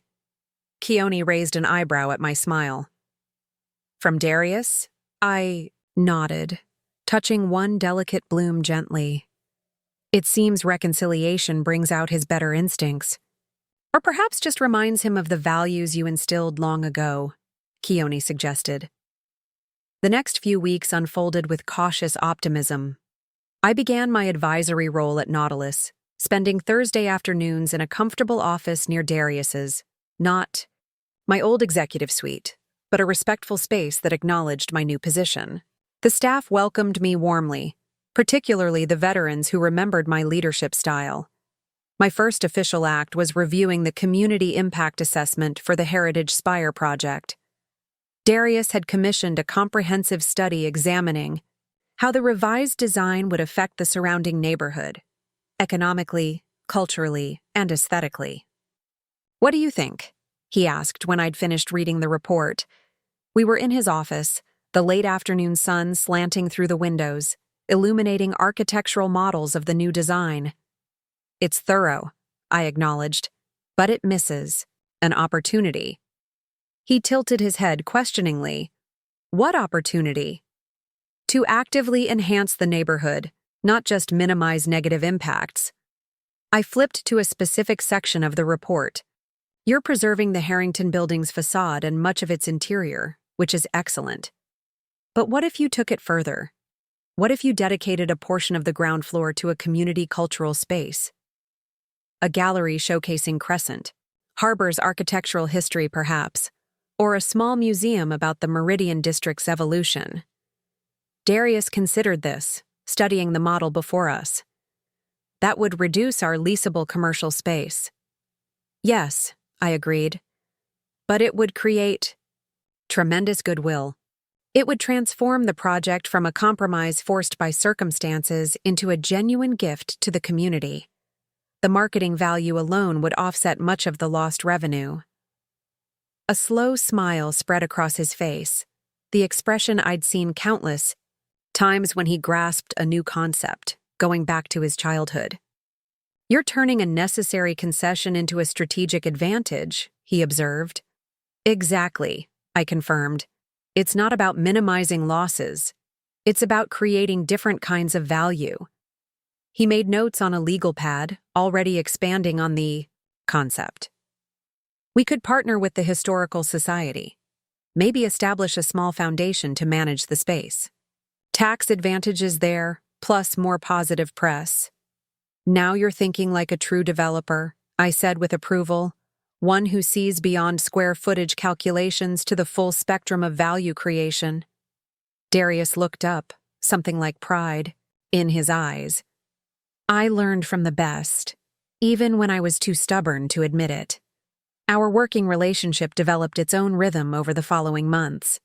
Once a week, we'd review projects, discuss strategy, and sometimes debate approaches, but the acrimony that had characterized our previous disagreements was gone, replaced by mutual respect and a willingness to learn from each other. The Heritage Spire project progressed steadily, transforming from a source of controversy into a point of civic pride. The preservation of the Harrington building, coupled with the elegant modern tower rising behind it, became a symbol of Crescent Harbor's balanced approach to development, honoring history while embracing the future. My work at Heritage Capital continued in parallel, growing more impactful as our reputation for innovative community financing spread. We expanded into neighboring cities, helping revitalize historic districts and creating affordable housing. Models that preserved neighborhood character while providing much-needed units. One Tuesday afternoon, Darius surprised me by appearing at Heritage Capital's offices unannounced. Larissa showed him into my office with a curious expression. His visits here were rare, our professional interactions usually occurring at Nautilus. "Is everything all right?" I asked, immediately concerned. "Everything's fine," he assured me, taking a seat across from my desk. "Better than fine, actually. That's why I'm here." I waited expectantly. "The Heritage Spire project just received final approval from the City Planning Commission," he announced, satisfaction evident in his voice. "Unanimous vote. Construction on the tower portion begins next month." "That's wonderful news," I said warmly. "Congratulations, Darius. You've navigated a challenging situation skillfully." "We've navigated it," he corrected. "Your guidance was instrumental." He hesitated, then continued. "Which brings me to the real reason for my visit. I have a proposal for you." "I'm listening," I said, curious about this unexpected development. "Nautilus and Heritage Capital have been operating as separate entities, sometimes collaborating but fundamentally distinct," he began. "I've been thinking that there might be value in a more formal partnership." "What kind of partnership?" I asked cautiously. "A joint venture focusing specifically on balanced development projects," he explained, leaning forward with the enthusiasm he always showed for new ideas. "Projects that combine restoration with new construction, that honor heritage while creating modern spaces, that strengthen communities while generating reasonable returns." "The Heritage Spire model," I observed. "Exactly," he nodded. "We've seen the market response to that approach. It's stronger than either of us anticipated. There's genuine demand for development that respects context and community. Nautilus brings scale and access to capital. Heritage brings expertise in restoration and community engagement. Together, we could create something unique in the industry." I considered his proposal, intrigued despite my initial reservations. It's an interesting concept, but wouldn't it dilute Nautilus's focus on larger commercial developments? Not dilute, diversify, he countered. The lessons from the Obsidian Tower situation weren't just about that specific project. They were about the vulnerabilities in our overall strategy. Too concentrated, too dependent on a few massive developments. This partnership would create a more balanced portfolio. Lower risk, more consistent returns, stronger community relationships. His argument was sound, reflecting the evolution in his thinking since our reconciliation began. Still, questions remained. And governance? I asked. How would decision-making work in this joint venture? Equal leadership, he said without hesitation. You and I as co-directors, each bringing our strengths to the table. I've drafted a preliminary structure. He placed a folder on my desk. Review it at your leisure. We can discuss modifications. I tapped the folder thoughtfully. This is a significant shift from where we stood a few months ago. Yes, he acknowledged. Life has a way of clarifying priorities. Such as? I prompted. His expression softened. Imara is halfway through her pregnancy now. Thinking about my daughter's future, about the kind of world she'll inherit, the kind of city she'll grow up in, it changes your perspective. I want her to live in a crescent harbor that honors its past while embracing its future. A city with character, not just endless glass towers. That sounds suspiciously like something I might have said, I observed with a smile. Perhaps your perspective wasn't as outdated as I claimed, he admitted ruefully. I picked up the folder. I'll review your proposal carefully. It has merit, certainly. Take your time, he said, rising to leave. This isn't a decision to rush. He paused at the door. Oh, and if you're free Sunday, Imara and I would love to have you over for dinner. We've finished the nursery and would appreciate your opinion. I'd like that very much, I said warmly. After he left, I sat quietly, reflecting on the journey that had brought us to this point. From bitter estrangement to potential business partners in just a few months. From his dismissal of my life's work as worthless to a proposal that centered the very values he had once rejected. The reconciliation wasn't perfect. There were still moments of tension, old patterns that occasionally resurfaced. But we were finding a new way forward, one that honored both our perspectives, that blended innovation with tradition, that recognized the value in different approaches to business and life.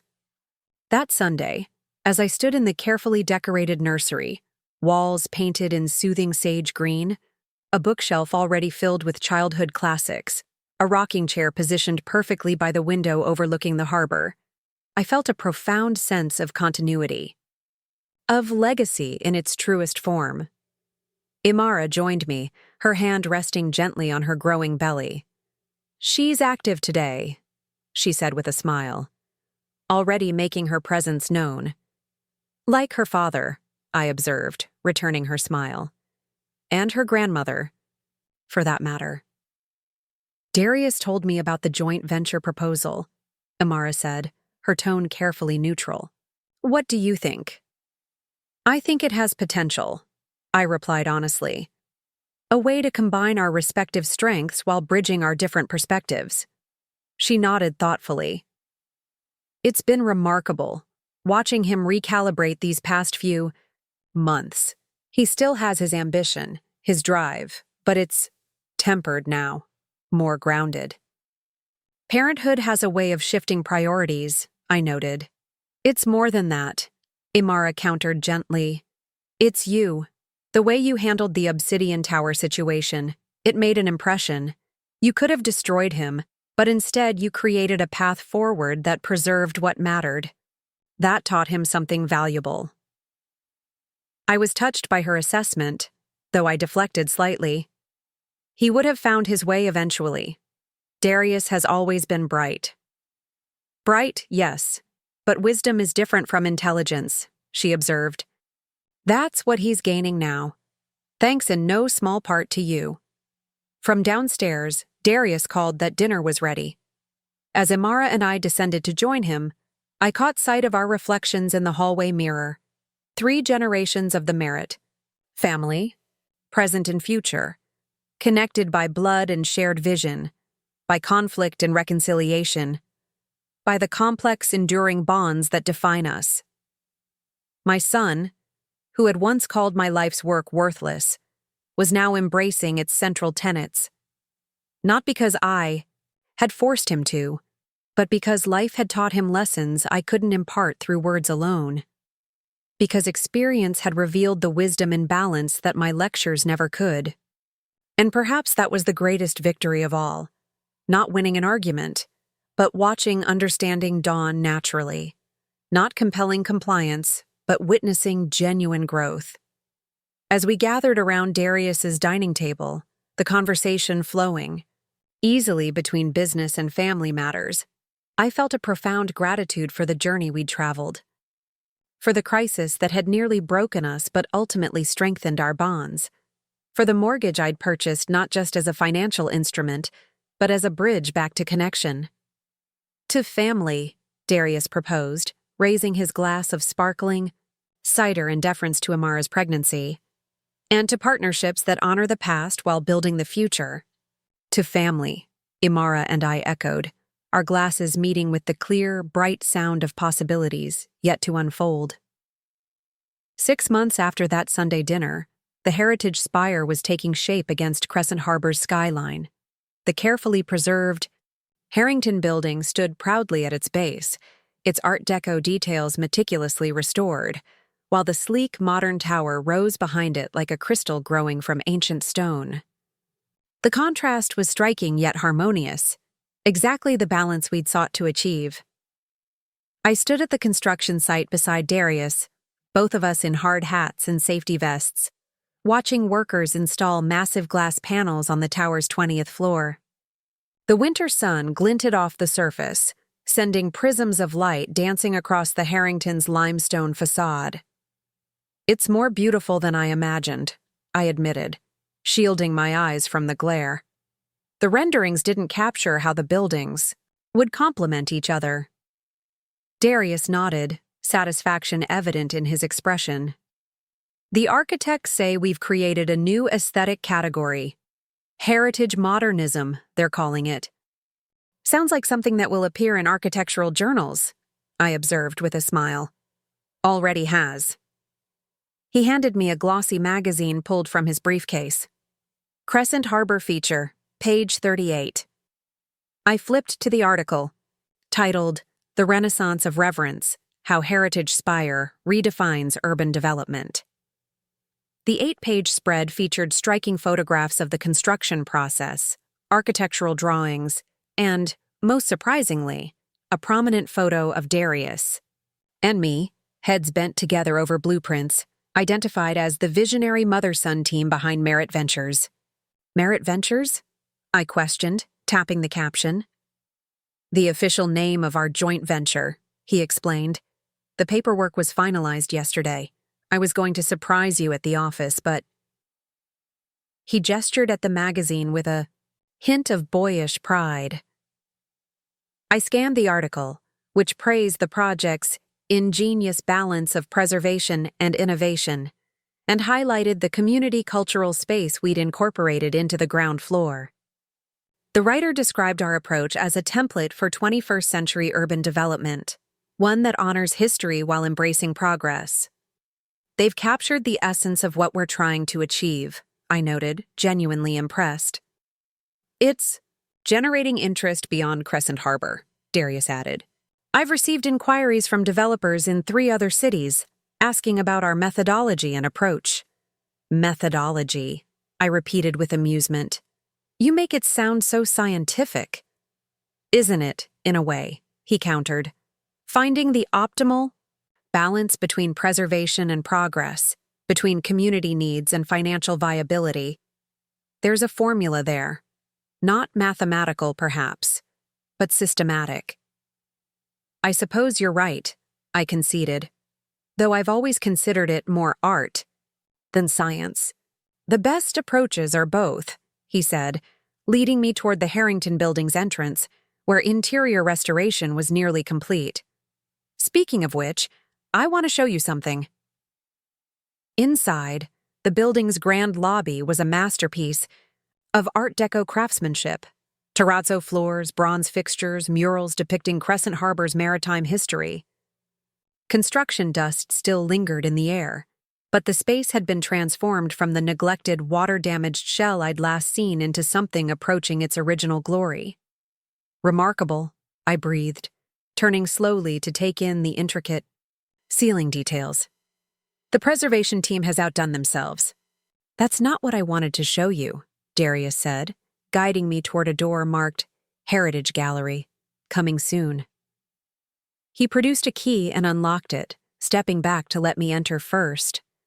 The large room beyond was still under construction, but its purpose was clear from the partially installed display cases and information panels. One wall featured a timeline of Crescent Harbor's architectural evolution, from its early maritime buildings through the Art Deco period and into the modern era. Another showcased photographs of restoration projects, many of which, I realized, with a start, had been financed by Nautilus during my tenure. This is the community cultural space we discussed, Darius explained, watching my reaction closely. But I've expanded the concept. It's not just about the Harrington Building or even Meridian District. It's about Crescent Harbor's broader architectural heritage, about the work that people like you have done to preserve it. I moved deeper into the room, noting the care that had gone into planning each exhibit. Near the center stood a covered pedestal, conspicuous in its prominence. "What's under there?" I asked, gesturing toward it. Darius hesitated, suddenly looking uncertain. Well, it's the centerpiece of the gallery, but it's not finished yet. I wasn't planning to show you until the opening. Now you've made me curious, I said, moving toward it. He stepped forward quickly. All right, but it's a surprise, and it's still just a prototype. With visible nervousness, he lifted the cloth covering. Beneath was a bronze plaque mounted on marble, inscribed with flowing script. At the top were the words, "The Thalia Merit Legacy Fund for Architectural Preservation and Community Development." I stared at it, momentarily speechless.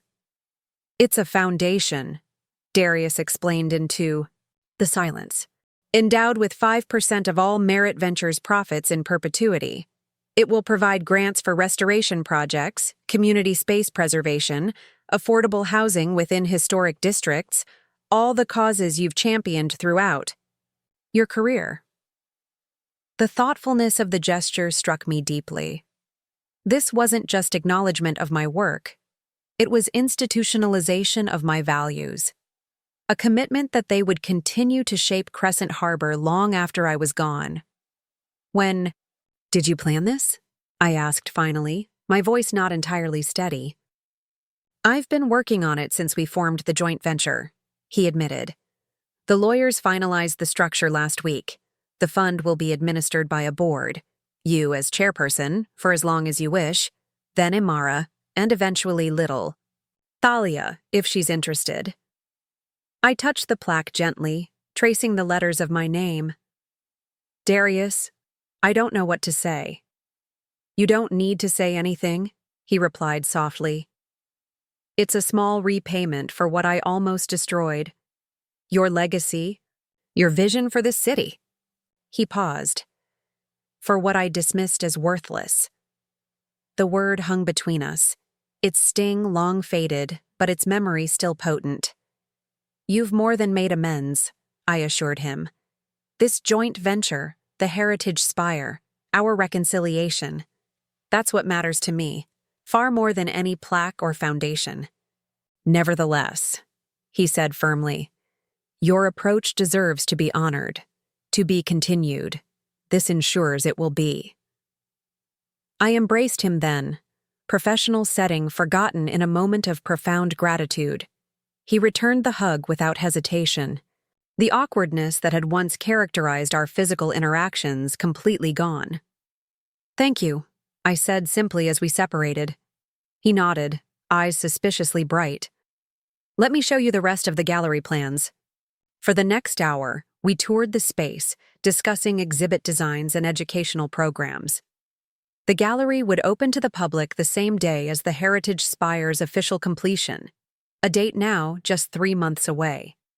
Darius had arranged partnerships with local schools, ensuring that Crescent Harbor's children would learn about the importance of architectural preservation and community-conscious development.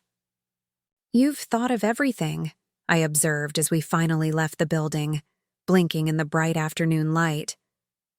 "I had a good teacher," he replied. "Better than I deserved given my behavior." "Water under the bridge," I assured him. "What matters is where we go from here." As if on cue, my phone chimed with a text from Imara. "Baby Thalia is getting impatient for lunch with her grandmother. Are you two still at the construction site?" I showed Darius the message with a smile. "It seems we're keeping the ladies waiting." "Never a good idea," he agreed, checking his watch. "We should head over. Imara's pregnancy cravings wait for no one, especially not in the 3rd trimester." We'd made a tradition of Sunday lunches, together, watching as Imara's pregnancy progressed and discussing both family and business matters in the relaxed setting of their home. At 7 months along, Imara had developed a particular fondness for spicy Thalassan cuisine, which Darius dutifully procured each week despite his own milder palate. "How's the nursery coming along?" I asked as we walked toward our cars. The original sage green design had gradually evolved to include more whimsical elements as Imara's nesting instinct intensified. "The mural artist finished yesterday," Darius replied. "A harbor scene with fantastical elements, mermaids, friendly sea monsters, ships with rainbow sails. Imara wanted something that would inspire imagination." "It sounds wonderful," I said, thinking how different this was from Darius's own nursery, which I'd decorated in practical, gender-neutral tones during my financially strapped early days at Nautilus. How far we'd all come. At their halcyon bay. Home! Imara greeted us in the foyer, her pregnant belly prominent beneath a flowing silk tunic. Despite being in her 3rd trimester, she maintained her characteristic elegance, hair swept up in a casual knot, minimal makeup enhancing her natural beauty. "Finally," she teased, kissing Darius's cheek before embracing me. "We were beginning to think you'd abandoned us for construction dust and blueprints." "Never," I assured her, placing a hand gently on her stomach. "How's my granddaughter today?" "Active," Imara laughed. "I think she's practicing kickboxing in there. Or possibly training for the Crescent Harbor Marathon." "Athletic like her father," I observed as we moved toward the dining room, where enticing aromas wafted from takeout containers. "Speaking of athletics," Darius interjected, "Dr. Nishimura mentioned at our last appointment that prenatal swimming is excellent exercise for the 3rd trimester." Imara rolled her eyes good-naturedly. "Yes, dear, we've discussed this. I'm not opposed to swimming. I'm opposed to the communal pool at the fitness center, with its questionable hygiene and constant crowds." "The doctor also recommended staying active," Darius persisted, pulling out Imara's chair with practiced courtesy. "Maybe walks along the harbor. The fresh air would be good for both of you." I watched their gentle bickering with amusement, recognizing the pattern of a discussion they'd clearly had several times before. Darius's protective instincts had intensified as Imara's pregnancy progressed, sometimes veering into what she termed adorable but unnecessary hovering. "Actually," I interjected as we began serving the fragrant Thalassan dishes, "I might have a solution to the swimming dilemma." Both looked at me expectantly. "The Lantana building restoration in the Seaview district. It's one of Heritage Capital's projects," I explained. "The building includes a beautiful Art Nouveau indoor pool that's been meticulously restored. It was originally a private athletic club in the 1920s. We've arranged for it to operate as a membership facility again, with limited numbers to ensure privacy and comfort." "That sounds perfect," Imara said enthusiastically. When does it open? Next week. And as one of the primary financiers, I happen to have access to founding memberships. I smiled. I was planning to offer you one as a baby gift, a family membership, so you'll have a beautiful, historically significant, and very clean place to swim throughout your pregnancy and beyond. Little Thalia can take her first swimming lessons there someday. That's incredibly thoughtful, Imara said warmly. Isn't it, Darius? He nodded, looking genuinely pleased. It solves the problem elegantly. Thank you, Mother. Consider it a practical contribution to my granddaughter's prenatal development, I said lightly. And speaking of development, show me this nursery mural I've been hearing about. After lunch, we migrated upstairs to the nursery, where the newly completed artwork transformed an entire wall into a dreamlike seascape. The artist had skillfully blended recognizable elements of Crescent Harbor, the distinctive lighthouse, the arched bridge, the hillside neighborhoods, with fantastical creatures and magical touches. Sunlight streamed through gauzy curtains, making the metallic accents and the paint shimmer like real water. It's enchanting, I breathed, taking in the details. Little Thalia will have wonderful dreams surrounded by this. That's the hope, Imara agreed, settling into the rocking chair by the window, the same chair that had been in Darius's nursery decades ago, now refinished and reupholstered, but still carrying the memory of countless lullabies and bedtime stories. As Imara and I discussed final touches for the nursery, Darius excused himself to take a business call. When he returned 20 minutes later, his expression was troubled. What is it? Imara asked immediately, attuned to her husband's moods. He hesitated, glancing between us. That was Zephyr Blackwood. My attention sharpened at the name. Though Zephyr had maintained his public association with the Heritage Spire project, he had gradually distanced himself from day-to-day involvement, focusing on developments in other cities. His sudden call suggested significance. What did he want? I asked carefully. Darius ran a hand through his hair, a gesture I recognized from his childhood, always a sign of inner conflict. He's heard about Merit Ventures, about our joint venture specializing in balanced development. That's hardly confidential information, I observed, especially with the magazine feature. No, but he's apparently been watching our progress, with the Heritage Spire very closely. He claims we've pioneered a new market segment. Darius's tone suggested skepticism about Zephyr's choice of words. He wants to meet, to discuss a potential partnership. Imara's eyebrows rose. Partnership? With Blackwood Development? That's what he said, Darius confirmed. He mentioned access to projects in multiple cities, shared resources, expanded capital pools. I considered this unexpected development. Zephyr Blackwood was nothing if not opportunistic. If he saw profit potential in our approach, he would naturally want to position himself to benefit from it. But partnership implied a level of trust and aligned values that seemed fundamentally at odds with the man I'd encountered during the Obsidian Tower crisis. What do you think? I asked. Darius, curious about his perspective. He shook his head slightly. I told him I'd need to discuss it with you before considering any meeting. That Merit Ventures operates on consensus, not unilateral decisions. This simple acknowledgement, that major decisions required mutual agreement, was perhaps the clearest indication of how our professional relationship had evolved. The Darius of a year ago would have scheduled the meeting without hesitation, seeing Zephyr's interest as validation of his business acumen. Wise response, Imara commented, adjusting her position in the rocking chair. Zephyr Blackwood has a reputation for absorbing smaller partners and then discarding them once he's extracted what he needs. I'm aware, Darius agreed, but his reach is undeniable. Blackwood Development operates in 15 cities across 3 countries. If we're serious about extending the Heritage Spire model beyond Crescent Harbor, Association with his firm could accelerate that expansion significantly. At what cost? I asked quietly. Darius met my gaze directly. That's the question, isn't it? What compromises would such a partnership require? What control would we have to cede? What values might be diluted in the process? His articulation of these concerns that aligned precisely with my own instinctive reservations, filled me with quiet pride.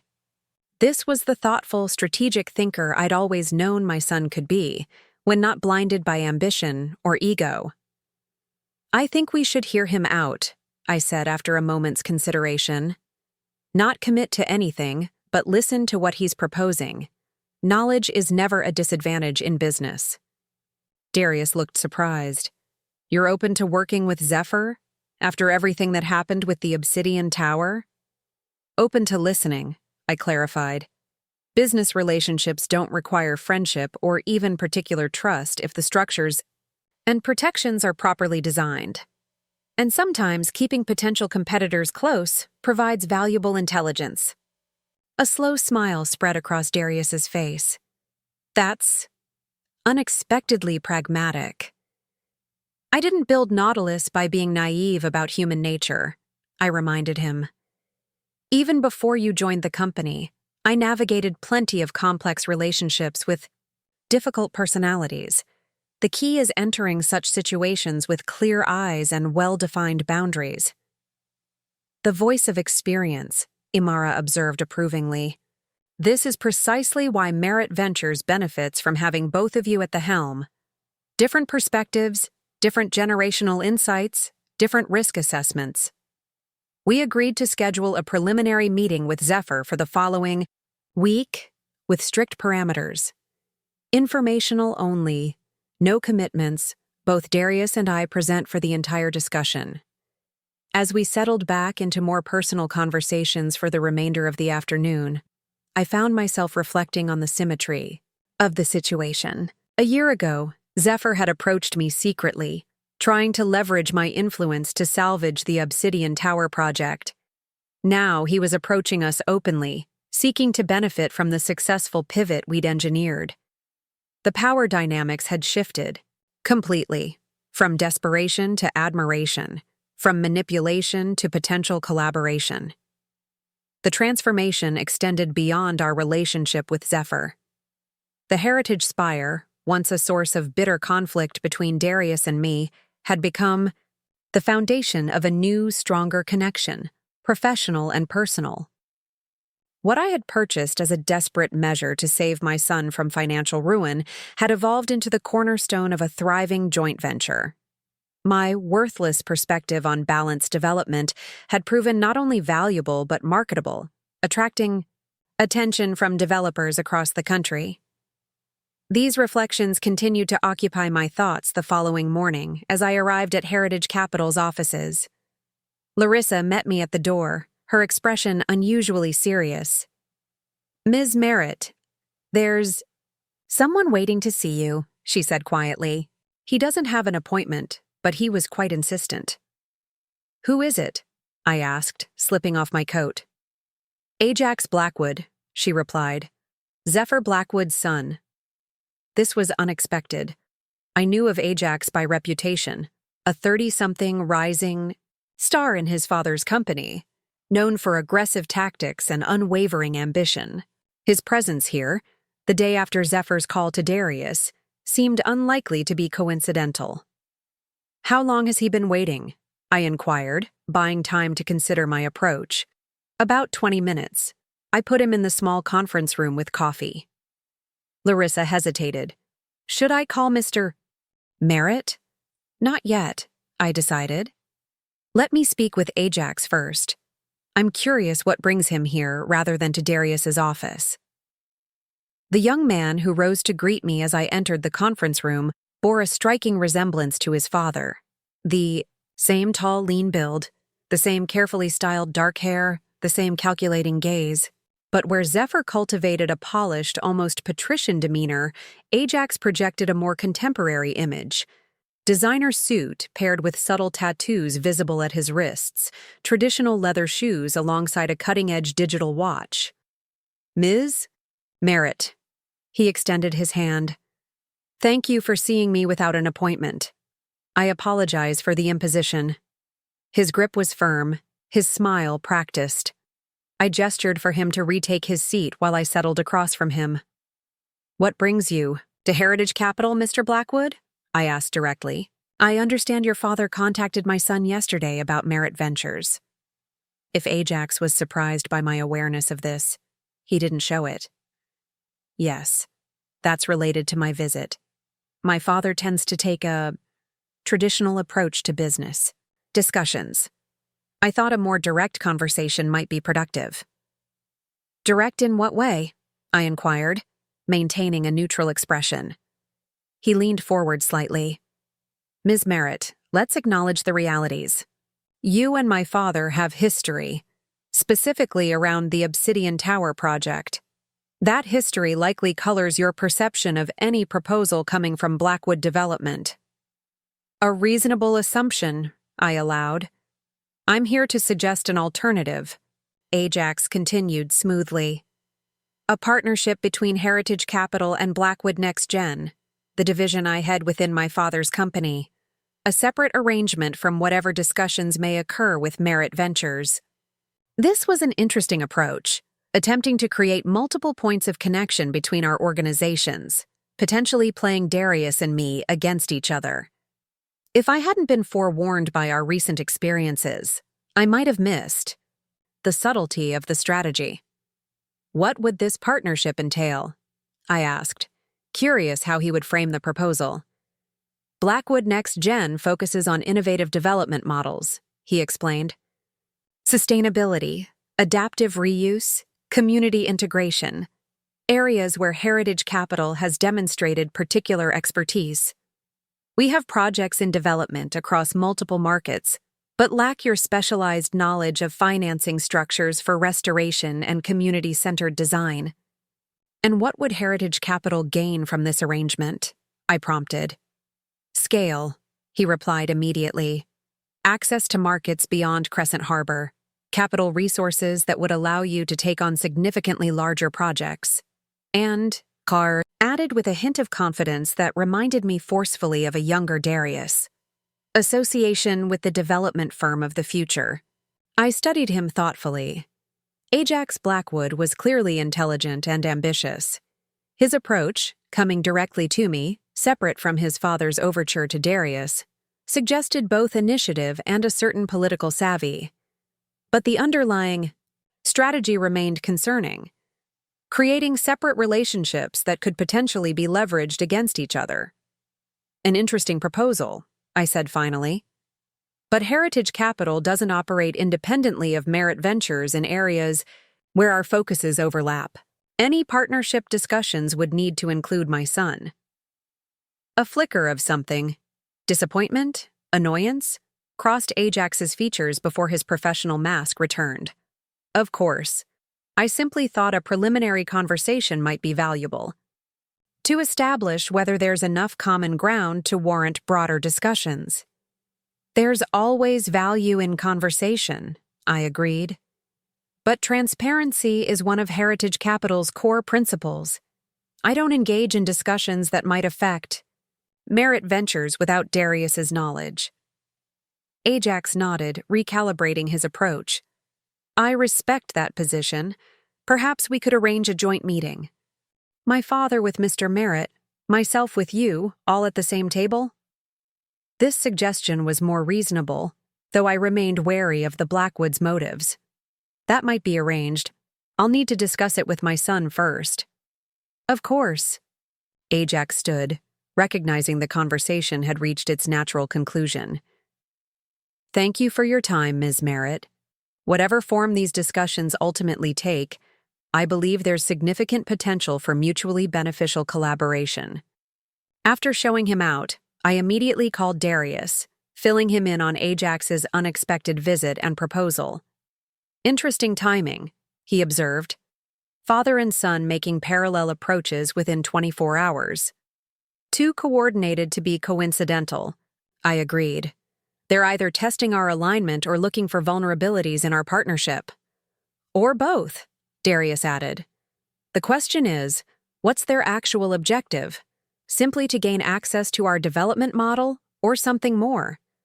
That's what we need to determine, I said. I suggested a joint meeting, all four of us together.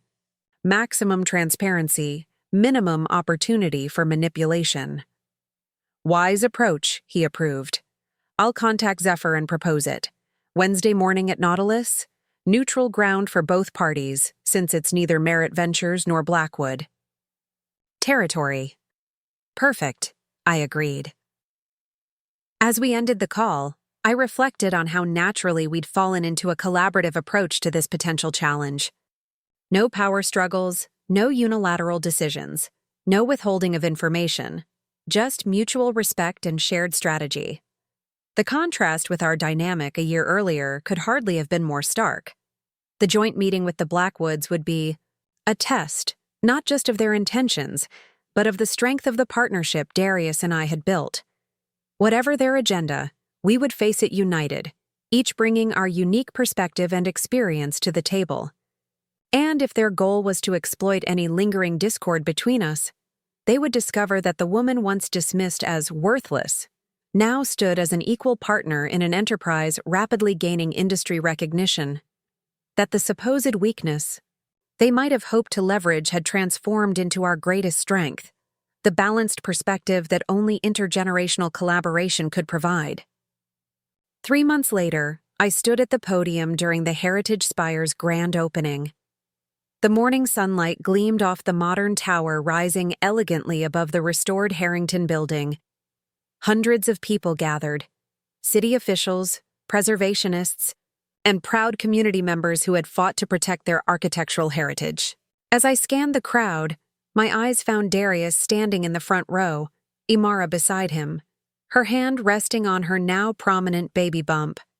The journey that had brought us here, from bitter estrangement to successful partnership, felt almost dreamlike in its improbable arc. The structure before us represents more than steel and glass, I said into the microphone. It embodies the principle that we need not sacrifice our history to embrace our future. That wisdom and innovation, when properly balanced, create something greater than either could alone. I could see Darius nodding slightly, a quiet acknowledgement of our shared philosophy. After the ceremony, as the crowd dispersed toward the reception, Darius approached with a small velvet box. A gift, he said simply. For today. Inside was an elegant silver brooch shaped like the Heritage Spire, with a small inscription on the back. To the foundation that makes all else possible. It's beautiful, I said, genuinely touched. I was wrong, you know, he admitted quietly. What I said that day in my office, about your approach being worthless. I pinned the brooch to my lapel, smiling. I know. How can I ever make it up to you? He asked. You already have, I replied, looking up at the building that symbolized our reconciliation by proving that neither of us was entirely right or entirely wrong. We needed each other's perspective all along. Darius nodded, understanding passing between us like a current. To balance, he said softly. To balance, I agreed. Up next, you've got 2 more standout stories right on your screen. If this one hit the mark, you won't want to pass these up. Just click and check them out.